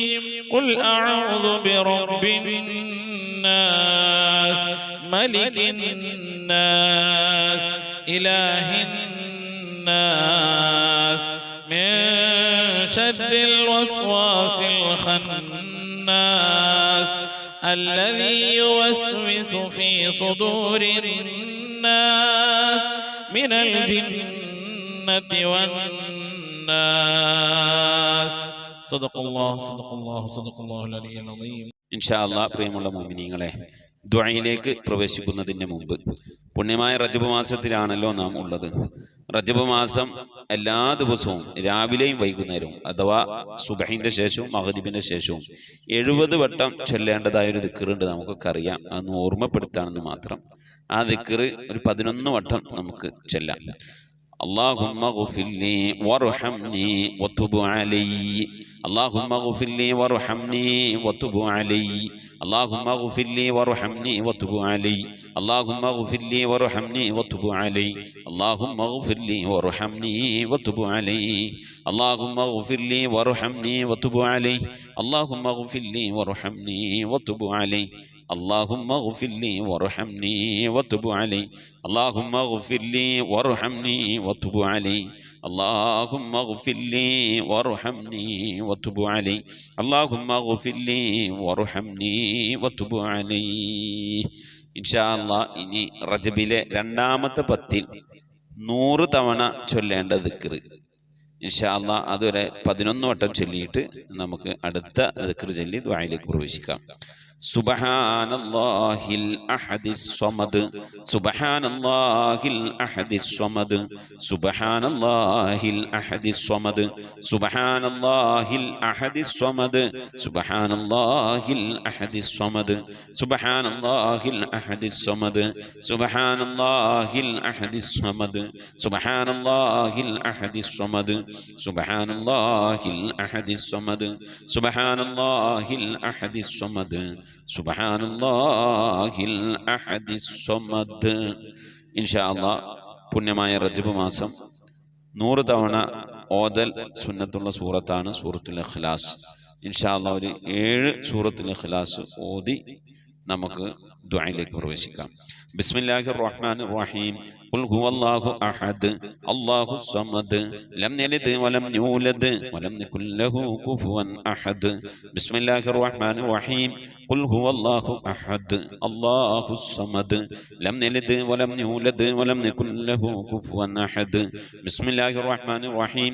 ഖുൽ ഹുവല്ലാഹു അഹദ് അല്ലാഹുസ് സമദ് ലം യലിദ് വലം യൂലദ് വലം യകുൽ ലഹു കുഫുവൻ അഹദ്. ബിസ്മില്ലാഹിർ റഹ്മാനിർ റഹീം. ഖുൽ ഹുവല്ലാഹു അഹദുൻ ഇല്ലാഹുസ് الصمد لم يلد ولم يولد ولم يكن له كفوا أحد. بسم الله الرحمن الرحيم. قل هو الله أحد الله الصمد لم يلد ولم يولد ولم يكن له كفوا أحد. بسم الله الرحمن الرحيم. قل هو الله أحد الله الصمد لم يلد ولم يولد ولم يكن له كفوا أحد. بسم الله الرحمن الرحيم. قل هو الله أحد الله الصمد لم يلد ولم يولد ولم يكن له كفوا أحد. മഹദിയായ ആയിഷ ബീവി പറയുകയുണ്ടായി, നബി സല്ലല്ലാഹു അലൈഹി വസല്ലമ താഴെ കാണുന്ന ഈ ദുആ ചെയ്യാതെ റജബിലെ ഒരു രാത്രിയിലും നബി സല്ലല്ലാഹു അലൈഹി വസല്ലമ ഉറങ്ങിയിട്ടില്ല എന്നാണ്. ഇൻഷാ അല്ലാഹ് ഈ ദുആ ചെയ്ത് നമുക്ക് ദുആയിലേക്ക് പ്രവേശിക്കാം. അൽഹംദുലില്ലാഹി റബ്ബിൽ ആലമീൻ. അല്ലാഹുമ്മ സ്വല്ലി അലാ സയ്യിദിനാ മുഹമ്മദിൻ വഅലാ ആലി സയ്യിദിനാ മുഹമ്മദ്. അല്ലാഹുമ്മ റബ്ബസ് സമാവാതിസ് സബ്ഇ വറബ്ബൽ അർളി വറബ്ബൽ അർശിൽ അളീം റബ്ബനാ വറബ്ബ കുല്ലി ശൈഇ ഫാലിഖൽ ഹബ്ബി വന്നവാ ومنزل التوراة والإنجيل والفرقان أعوذ بك من شر كل شيء أنت آخذ بناصيتي اللهم أنت الأول فليس قبلك شيء وأنت الآخر فليس بعدك شيء وأنت الظاهر فليس فوقك شيء وأنت الباطن فليس دونك شيء اقض عنا الدين وأغننا من الفقر. آمين آمين. الحمد لله رب العالمين. اللهم صل على سيدنا محمد وعلى آل سيدنا محمد. اللهم صل على سيدنا محمد الفاتح لما أغلق والخاتم لما سبق ناصر الحق بالحق والهادي إلى صراطك المستقيم وعلى آله حق قدره ومقداره العظيم. لا إله إلا الله الموجود بكل زمان. لا إله إلا الله المعروف بكل إحسان. لا إله إلا الله المعبود بكل مكان. لا إله إلا الله المذكور بكل لسان. لا إله إلا الله كل يوم هو في شأن. لا إله إلا الله الأمان الأمان من زوال الإيمان من شر الشيطان ومن ظلم السلطان. يا قديم الإحسان يا غفور يا غفار برحمتك يا أرحم الراحمين. പടച്ചവനെ ലോകരക്ഷിതാവേ അർഹമുറാഹിമായ അല്ലാഹ്, ഞങ്ങൾ ഓതിയതായ പരിശുദ്ധമായ ഖുർആൻ ശരീഫിനെ നീ സ്വീകരിക്കണേ അല്ലാഹ്. റബ്ബേ, ഞങ്ങൾ ചൊല്ലിയതായ സ്വലാത്തുകളെ ദിക്റുകളെ നീ സ്വീകരിക്കണേ അല്ലാഹ്. റഹ്മാനായ റബ്ബേ, ഞങ്ങൾ ഓതിയതായ അസ്മാഉൽ ഹുസ്ന നീ സ്വീകരിക്കണേ അല്ലാഹ്. ഹബീബിന്റെ മദ്ഹ് ചൊല്ലിയത് നീ ഖബൂലാക്കണേ അല്ലാഹ്. ഹബീബിന്റെ മേൽ ഞങ്ങൾ സലാം പറഞ്ഞത് നീ സ്വീകരിക്കണേ അല്ലാഹ്. അല്ലാഹു ഇതൊക്കെ നാളെ ഞങ്ങളെ ഖബറിലേക്ക് ഉപകരിക്കുന്ന സൽക്കർമ്മമാക്കണേ അല്ലാഹ്. റബ്ബേ, വെള്ളിയാഴ്ച ദിവസം റബ്ബേ സുബ്ഹി നമസ്കാരത്തിന് ശേഷം നിന്റെ പരിശുദ്ധമായ കലാം നിവർത്തി വെച്ച് ഖുർആൻ ഓതി അൽ-കഹ്ഫ് സൂറത്ത് ഓതി അല്ലാഹുവേ ദിക്ർ ചൊല്ലി സ്വലാത്ത് ചൊല്ലി നിന്റെ ഹബീബിന്റെ മദ്ഹ് പറഞ്ഞ് നിന്റെ ദർബാറിലേക്ക് കരങ്ങൾ ഉയർത്തുന്നു അല്ലാഹ്. നീ ഞങ്ങളെ സ്വീകരിക്കണേ അല്ലാ. സംഭവിച്ചു പോയ സർവ്വാപരാധങ്ങൾ ഞങ്ങൾക്ക് നീ വിട്ടുപുറത്ത് മാപ്പാക്കി തരണേ അല്ലാ. ഞങ്ങളിവിടെ ചൊല്ലിയതിൻ്റെ ഓതിയതിൻ്റെ ഒരുമിച്ച് ഓടിയതിൻ്റെ കമിത്തിന് സവാബിന് ഹബീബായ പ്രവാചകൻ മുത്ത് മുഹമ്മദ് മുസ്തഫ സല്ലല്ലാഹു അലൈഹി വസല്ലമ തങ്ങളെ ഹദ്റത്തിലേക്ക് എത്തിക്കണേ അല്ലാ. അവിടുത്തെ ശഫാഅത്ത് ലഭിക്കുന്നവരുടെ കൂട്ടത്തിന് ഈ ഭാവികളായി ഞങ്ങളെ നീ ഉൾപ്പെടുത്തണേ അല്ലാ. എല്ലാ അമ്പിയാക്കളും മുർസലീങ്ങൾ അവരുടെ അനുചരന്മാരുടെ ഹദ്റത്തിലേക്ക് എത്തിക്കണേ അല്ലാ.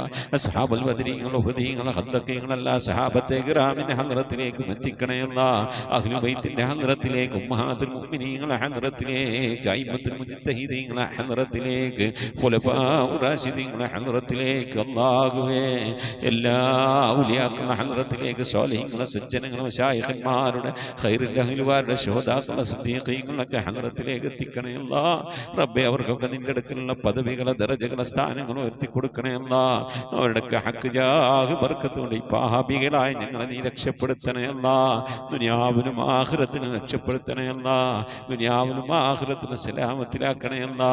റഹ്മാനായ റബ്ബേ ഞങ്ങളുടെ ദോഷങ്ങളൊക്കെ വിട്ടുപുറത്ത് മാപ്പാക്കി തരണേ അല്ലാ. ഞങ്ങളുടെ ദോഷങ്ങളുടെ കാഠിന്യം കൊണ്ട് ഞങ്ങളെ നീ ശിക്ഷിക്കല്ല അല്ലാ. ഞങ്ങളെ നീ പരീക്ഷിക്കല്ല അല്ലാ. മാരകമായ രോഗങ്ങൾ തന്ന് ഞങ്ങളെ നീ പരീക്ഷിക്കല്ല അല്ലാ. സാമ്പത്തിക മാനസികമായ പ്രയാസങ്ങൾ തന്ന് ഞങ്ങൾ നീ പരീക്ഷിക്കല്ല അല്ലാ. റഹ്മാനായ റബ്ബേ അല്ലാഹുവേ ദുനിയാവിൽ ഞങ്ങൾ സംഭവിച്ചു പോയതൊക്കെ നീ വിട്ടുപുറത്ത് മാപ്പാക്കണേ അല്ലാ. അത് നീ ഖബറിലേക്ക് മാറ്റിവെക്കല്ല അല്ലാ. നാളെ മഹ്ശറയിലേക്ക് മാറ്റിവെക്കല്ല അല്ലാ. നാളെ ഹിസാബിൻ്റെ വേളയിലേക്ക് മാറ്റിവെക്കല്ല അല്ലാ. നീ ഞങ്ങൾക്ക് വിട്ടുപുറത്ത് മാപ്പാക്കി തരണേ അല്ലാ. ഒരു മനുഷ്യൻ ഖബറിൽ നിന്ന് രക്ഷപ്പെട്ടാൽ ദുനിയാവിൽ നിന്ന് ആഖിറത്തിലേക്കുള്ള കടമ്പ കടക്കുന്നതിന് ആദ്യത്തെ കടമയാണ്, ആദ്യത്തെ തടസ്സമാർഗമാണ് ഖബർ എന്ന് പറയുന്നത്. ഖബറിൽ നിന്ന് രക്ഷപ്പെട്ടാൽ അവൻ എല്ലാ സ്ഥലത്തു നിന്ന് രക്ഷപ്പെടുമെന്ന. അതുകൊണ്ട് റബ്ബേ നീ ഞങ്ങളെ ഖബറിൽ നിന്ന് രക്ഷപ്പെടുത്തണേ അല്ലാ. അല്ലാഹു ഞങ്ങളോട് ചൊല്ലിയതിൻ്റെ ഓതിയതിൻ്റെ ഒരുമിച്ച് കൂടിയതിൻ്റെ ഒക്കെ മിഥില സവാബിന് ഞങ്ങളുടെ മരണപ്പെട്ടു പോയി ഉമ്മയുടെ ഹദ്റത്തിലേക്ക്, ഉപ്പയുടെ ഹദ്റത്തിലേക്ക്, ഭാര്യയുടെ ഹദ്റത്തിലേക്ക്, ഭർത്താവിൻ്റെ ഹദ്റത്തിലേക്ക്, സന്താനങ്ങളുടെ ഹദ്റത്തിലേക്ക്, പേരമക്കളുടെ ഹദ്റത്തിലേക്ക്, വല്യപ്പമാരുടെ ഹദ്റത്തിലേക്ക്, റഹ്മാനായ റബ്ബേ സഹോദരി സഹോദരന്മാരുടെ ഹദ്റത്തിലേക്ക് ഞങ്ങളുമായി അങ്ങനെ ബന്ധപ്പെട്ട പലവരും മരിച്ചു പോയിരിക്കുന്നു അല്ലാ. ഉമ്മ വഴിക്ക്, ഉപ്പ വഴിക്ക്, കൂട്ടുകുടുംബാദികൾ, ബന്ധുമിത്രാദികൾ പലവരും മരണപ്പെട്ടു പോയിട്ടുണ്ട് അല്ലാ. അവരുടെയൊക്കെ ഹദ്റത്തിലേക്ക് നിന്റെ മിഥില സവാബിന് എത്തിക്കണേ അല്ലാ. അവരൊക്കെ ഓർത്തുകൊണ്ട് ഞങ്ങൾ ഈ വെള്ളിയാഴ്ച ദിവസം ഒരുമിച്ച് കൂടി ചൊല്ലിയതിൻ്റെ ഓതിയതിൻ്റെ ഒക്കെ മിഥില സവാബ് കണ്ടുകൊണ്ട് അവർക്ക് വേണ്ടി ദുആ ചെയ്ത് അവരുടെ ഖബറിലേക്ക് ഹദിയാക്കും. അതിൻ്റെ ഒക്കെ പ്രതിഫലം ഖബറിലേക്ക് എത്തുമ്പോൾ ഈ പ്രതിഫലമൊക്കെ കണ്ടുകൊണ്ട് പ്രിയപ്പെട്ടവർക്ക് സന്തോഷിക്കാനുള്ള തൗഫീഖ് നൽകണേ അല്ലാ. നാളെ ഞങ്ങളുടെ ഖബറിലേക്കുള്ള സന്തോഷമാക്കണേ അല്ലാ. ഞങ്ങളെ ചൊല്ലിയതിന് ഒരുമിച്ച് കൂട്ടിയതിനൊക്കെ റഹ്മാനായ റബ്ബേ നിന്റെ മഹദഫൽ കൊണ്ട് അല്ലാ ഞങ്ങൾ മരണപ്പെട്ടു പോയ ഖബർ നീ സന്തോഷത്തിലാക്കി കൊടുക്കണേ അല്ലാ. കണ്ണെത്താ ദൂരത്തേക്ക് ഖബർ നീ വിശാലമാക്കി കൊടുക്കണേ അല്ലാ. എന്തെങ്കിലും വിധ പ്രയാസങ്ങൾ വശമുള്ള ഖബറിൽ അനുഭവിക്കുന്നുവെങ്കിൽ പ്രിയപ്പെട്ടവർക്ക് നീ സലാമത്ത് നൽകണേ അല്ലാ. നിന്റെ കൃപയുടെ കാരുണ്യത്തിൻ്റെ വിട്ടുവീഴ്ചയുടെ മഗ്ഫിറത്തിൻ്റെ കവാടങ്ങൾ ഒരു ഖബറിടത്തിലേക്ക് തുറന്നെടുത്തുകൊണ്ട് അവിടെ നീ സന്തോഷത്തിലാക്കണേ അല്ലാ. റഹ്മാനായ റബ്ബേ അല്ലാഹുവേ ഈ മഹത്തായ മജ്ലിസിൽ ദുആ കൊണ്ട് വസിയത്ത് ചെയ്ത് എൻ്റെ പ്രിയപ്പെട്ട ഉപ്പമാർ, ഉമ്മമാർ, സഹോദരി സഹോദരന്മാർ എല്ലാവരെയും മുറാദുകൾ ഹാസിലാക്കണേ അല്ലാ. സങ്കടങ്ങൾ, പ്രയാസങ്ങൾ, വിഷമങ്ങൾ, ബുദ്ധിമുട്ടുകൾ, മശക്കത്തുകളൊക്കെ നീക്കി കൊടുക്കണേ അല്ലാ. രോഗശമനത്തിനായി ദുആ വസിയത്ത് ചെയ്തവരുണ്ട് റബ്ബേ നീ ശിഫാ നൽകണേ അല്ലാ. പലതരത്തിലുള്ള അസുഖം കൊണ്ട് പ്രയാസപ്പെടുന്നവരുണ്ട്, മാനസിക രോഗങ്ങൾ കൊണ്ട് വിഷമിക്കുന്നവരുണ്ട്, ശാരീരിക രോഗങ്ങൾ കൊണ്ട് പ്രയാസപ്പെടുന്നവരുണ്ട്, സാമ്പത്തിക പ്രതിസന്ധികൾ കൊണ്ട് ബുദ്ധിമുട്ടുന്നവരുണ്ട്. എല്ലാ പ്രയാസങ്ങളും പ്രതിസന്ധികളും ഞങ്ങളെ നീ കാക്കണേ അല്ലാ. ഓപ്പറേറ്റീവ് ചെയ്യേണ്ട രോഗം കൊണ്ട് പ്രയാസപ്പെടുന്നവരുണ്ട്. റഹ്മാനായ റബ്ബേ വാർദ്ധക്യ സഹജമായ രോഗം കൊണ്ട് വിഷമിക്കുന്നവരുണ്ട്, ആശുപത്രിയിൽ അഡ്മിറ്റായ രോഗികളുണ്ട്, ആശുപത്രികളിൽ നിന്ന് മടക്കിയ രോഗികളുണ്ട്. അല്ലാഹു എല്ലാവർക്കും ശിഫ നൽകുന്നവനെയാണല്ല അല്ലാ. രോഗങ്ങൾക്ക് നീ ശിഫ നൽകണേ അല്ലാ. ആഫിയത്തുള്ള ദീർഘായുസ് നൽകി അനുഗ്രഹിക്കണേ അല്ലാ. റഹ്മാനായ റബ്ബേ ക്യാൻസർ, ട്യൂമർ പോലത്തെ രോഗങ്ങൾ, പകർച്ചവ്യാധികളൊക്കെ കാക്കണേ അല്ലാ. ക്യാൻസർ ബാധിച്ച് പ്രയാസപ്പെടുന്നവരുണ്ട് റബ്ബേ, പലവരും ദുആ വസിയത്ത് ചെയ്തിട്ടുണ്ട് അല്ലാ. അത്തരത്തിലുള്ള രോഗാണുക്കളിൽ നിന്നൊക്കെ ഞങ്ങളെ നീ കാക്കണേ അല്ലാ. തൈറോയിഡ് കൊണ്ട് പ്രയാസപ്പെടുന്നവരുണ്ട് റബ്ബേ, വയറ്റിൽ മുഴ കൊണ്ട് പ്രയാസപ്പെടുന്നവരുണ്ട്, ശരീരത്തിന് ഉദപാന തടിപ്പ് കൊണ്ട് പ്രയാസപ്പെടുന്നവരുണ്ട്. ബേജാറിലാണ് റബ്ബേ ഞങ്ങളിൽ ഞങ്ങളിൽ പലവരും പ്രയാസത്തിലാണ്, വിഷമത്തിലാണ്. ക്യാൻസർ എന്ന മഹാമാരിയെ തൊട്ട് കാക്കണയല്ല. ഞങ്ങളറിയാതെ ഞങ്ങളുടെ ശരീരത്തിലെങ്ങാനും അത്തരത്തിലുള്ള രോഗങ്ങളുണ്ടെങ്കിൽ എല്ലാം അറിയുന്ന റബ്ബേ, ഞങ്ങൾ അറിയുന്നതിന് മുമ്പ് അതിന് നീ ശിഫാ നൽകി അനുഗ്രഹിക്കണേ അല്ലാ. റഹ്മാനായ റബ്ബേ, അല്ലാഹുവേ, ദിക്ർ ചൊല്ലിയവരുണ്ട്, സ്വലാത്ത് ചൊല്ലിയവരുണ്ട്, ഖുർആൻ ഓതിയവരുണ്ട്, ഖതം ഓതുന്നവരുണ്ട്. റഹ്മാനായ റബ്ബേ, മജ്ലിസിലേക്ക് ഹദിയ അയച്ചു തന്നവരുണ്ട്. എല്ലാവരെയും നീ കബൂലാക്കണേ അല്ലാ, നീ സ്വീകരിക്കണേ അല്ലാ. ഖുർആന്റെ അഹലുകാരെ ഞങ്ങളെ നീ ഉൾപ്പെടുത്തണേ അല്ലാ. റഹ്മാനായ റബ്ബേ, ഖുർആൻ നെഞ്ചോട് ചേർത്ത് പിടിക്കാൻ നീ തൗഫീഖ് നൽകണേ അല്ലാ. ദുആ കൊണ്ട് വസിയ്യത്ത് ചെയ്ത പ്രിയപ്പെട്ട എല്ലാവരെയും നീ കബൂലാക്കണേ അല്ലാ. ഈ മജ്ലിസിന്റെ ലിങ്കുകൾ മറ്റുള്ളവരിലേക്ക് അയച്ചു കൊടുത്തുകൊണ്ട് പരിശുദ്ധ ഖുർആന്റെ തീരത്തേക്ക് ആളുകളെ ക്ഷണിക്കുന്നവരുണ്ട് റബ്ബേ. അതുപോലെ ഓരോ ആഴ്ചയും ദിക്റുകൾ ചൊല്ലി സ്വലാത്തുകൾ ചൊല്ലി എണ്ണി രേഖപ്പെടുത്തി വെച്ചുകൊണ്ട് വെള്ളിയാഴ്ചത്തെ മജ്ലിസിൽ ദുആ ചെയ്യാൻ വേണ്ടി വ്യാഴാഴ്ച ഇശാ ആകുമ്പോഴേക്കും വാട്സപ്പിലൂടെ അയച്ചുകൊണ്ട് ദുആ വസിയ്യത്ത് ചെയ്യുന്ന എൻ്റെ പ്രിയപ്പെട്ട ഉപ്പമാർ, ഉമ്മമാർ, വല്ലിപ്പമാർ, വല്യമ്മമാർ, സഹോദരി സഹോദരന്മാർ എല്ലാവരെയും നീ കബൂലാക്കണേ അല്ലാ. റഹ്മാനായ റബ്ബേ, ദുആ കൊണ്ട് വസിയ്യത്ത് ചെയ്ത എൻ്റെ പ്രിയപ്പെട്ടവർ പലവരും കടം കൊണ്ട് വിഷമിക്കുന്നവരാണ്. നീ സലാമത്ത് നൽകണേ അല്ലാ. മക്കളില്ലാതെ സങ്കടപ്പെടുന്നവരുടെ സ്വാലിഹ്യങ്ങളായ മക്കളെ നൽകണേ അല്ലാ. മക്കളുടെ വിവാഹം നടക്കാതെ വിഷമിച്ചിരിക്കുന്നവരുടെ ഖൈറായിനകളെ നൽകണേ അല്ലാ. റഹ്മാനായ റബ്ബേ, വിവാഹം ഉറപ്പിച്ച മക്കളൊക്കെ ഉണ്ടല്ല, നല്ല നിലക്ക് കെട്ടിച്ചേക്കാനുള്ള തൗഫീഖ് നൽകണേ അല്ലാ. അതിനുള്ള സാമ്പത്തിക അഭിവൃദ്ധി നൽകണേ അല്ലാ. റബ്ബേ, ഞങ്ങളുടെ മഈശത്തിന്റെ മേഖലയിലൊക്കെ ബർക്കത്ത് നൽകണേ അല്ലാ. ഞങ്ങളുടെ ജോലികളിൽ, ബിസിനസ്സുകൾ, കച്ചവടങ്ങളിലൊക്കെ നീ ബർക്കത്ത് നൽകണേ അല്ലാ. ബർക്കത്തുള്ള സമ്പത്ത് നൽകണേ അല്ലാ. ധാരാളം സ്വതക്ക കൊടുക്കാനും സക്കാത്തൊക്കെ കൊടുക്കാനും ഉതകുന്ന രീതിയിൽ സാമ്പത്തിക അഭിവൃദ്ധിയും അതൊക്കെ ചെയ്യാനുള്ള മനസ്സും തൗഫീഖൊക്കെ ഞങ്ങൾക്ക് നൽകണേ അല്ലാ. റഹ്മാനായ റബ്ബേ, വാടക വീട്ടിൽ താമസിക്കുന്നവരുണ്ട്, സ്വന്തമായി മണ്ണില്ലാത്തവരുണ്ട്, സ്വന്തമായി വീടില്ലാത്തവരുണ്ട്. അല്ലാഹു, ഇതൊന്നും നിനക്കൊരു പ്രശ്നമല്ലല്ല അല്ലാ. വീടില്ലാത്തവർക്ക് വീട് നൽകണേ അല്ലാ. വീട് പണി തുടങ്ങി വെച്ചവർക്ക് പൂർത്തിയാക്കി കൊടുക്കണേ അല്ലാ. ജോലിയില്ലാതെ പ്രയാസപ്പെടുന്നവരുണ്ട്, വിദേശത്തും സ്വദേശത്തും ഉണ്ട്, വിസ കിട്ടാതെ, അക്കാമ കിട്ടാതെ, ലൈസൻസ് കിട്ടാതെ ഒക്കെ പ്രയാസപ്പെടുന്നവർ അല്ലാഹുവേ നീ സലാമത്തിലാക്കണേ അല്ലാ. ശത്രുതകളിൽ നിന്ന്, സിഹ്ർമാരണങ്ങളിൽ നിന്ന്, ശൈത്വാനിയത്തിന്റെ ജിന്നിഫ്രീത്ത് റുഹാനിയത്തിന്റെ ഉപദ്രവങ്ങളിൽ നിന്നൊക്കെ കാക്കണേ അല്ലാ. മഖ്ബൂലും മബ്റൂറുമായ ഹജ്ജും ഉംറയും മർദിയായ സിയാറത്തൊക്കെ ചെയ്യാനുള്ള തൗഫീഖ് നൽകണേ അല്ലാ. ഹജ്ജ് ചെയ്യാതെ, ഉംറ ചെയ്യാതെ, പുന്നാര ഹബീബിന്റെ റൗള സിയാറത്ത് ചെയ്യാതെ ദുനിയാവിൽ നിന്ന് വിട പറയേണ്ട ഒരവസ്ഥയിലേക്ക് ഞങ്ങളെ നീ എത്തിക്കല്ല അല്ലാ. മരിക്കുന്നതിന് മുമ്പ് ഹബീബായ പ്രവാചകൻ മുഹമ്മദ് മുസ്തഫ സല്ലല്ലാഹു അലൈഹി വസല്ലം തങ്ങളുടെ പുന്നാര പൂമുഖം ഇങ്ങനെ ദർശിച്ചുകൊണ്ട് ദിക്ർ ചൊല്ലി സ്വർഗം കണ്ട് ലാ ഇലാഹ ഇല്ലല്ലാഹ് എന്ന് അല്ലാഹു ഉറക്കനെ ചൊല്ലിക്കൊണ്ടൊരു വെള്ളിയാഴ്ച രാവിലോ, അല്ലാഹു ഇതുപോലെ ഒരു വെള്ളിയാഴ്ച പകലിലോ ഈ ദുനിയാവിൽ നിന്ന് വിട പറയാൻ ഞങ്ങൾക്ക് തൗഫീഖ് നൽകണേ അല്ലാ. ഞങ്ങളെ സക്കറാത്ത് എളുപ്പമാക്കി തരണേ അല്ലാ. മരണം നന്നാക്കി തരണേ അല്ലാ. ബിഹഖി മുഹമ്മദിൻ സല്ലല്ലാഹു അലൈഹി വസല്ലം വആലി മുഹമ്മദിൻ സല്ലല്ലാഹു അലൈഹി വസല്ലം വസ്ഹാബി മുഹമ്മദിൻ സല്ലല്ലാഹു അലൈഹി വസല്ലം. ربنا آتنا في الدنيا حسنة وفي الآخرة حسنة وقنا عذاب النار. ربنا اغفر لنا وارحمنا ولوالدينا ولمن ماتوا منا يا غافر المذنبين. آمين برحمتك يا أرحم الراحمين. صلى الله تعالى وسلم على خير خلقه سيدنا محمد وآله وصحبه أجمعين. سبحان ربك رب العزة عما يصفون وسلام على المرسلين والحمد لله رب العالمين. بفضله صلى الله على محمد صلى الله عليه وسلم. صلى الله على محمد صلى الله عليه وسلم. اللهم صل على محمد يا رب صل عليه وسلم وصل على جميع الأنبياء المرسلين والحمد لله رب العالمين. ആമീൻ. തഖബ്ബൽ അല്ലാഹ്. മുഅ്മിനീങ്ങളെ, അടുത്ത വ്യാഴാഴ്ച ആകുമ്പോഴേക്കും പരമാവധി ദിക്ർ സലാത്തുകളൊക്കെ ചൊല്ലി എഴുതി രേഖപ്പെടുത്തി വെക്കണം ഇൻഷാ അല്ലാഹ്. എന്നിട്ട് വ്യാഴാഴ്ച ഇശാ ആകുമ്പോഴേക്കും നമ്മൾ മജ്ലിസിലേക്ക് അയക്കണം എന്ന് ഓർമ്മപ്പെടുത്തുന്നു. നിങ്ങളുടെ വിലയേറിയ ദുആയിൽ ഈ പാവപ്പെട്ട എന്നെയും കുടുംബത്തെ ഉൾപ്പെടുത്തണം. അസ്സലാമു അലൈക്കും വറഹ്മത്തുള്ളാഹി വബറകാതുഹു.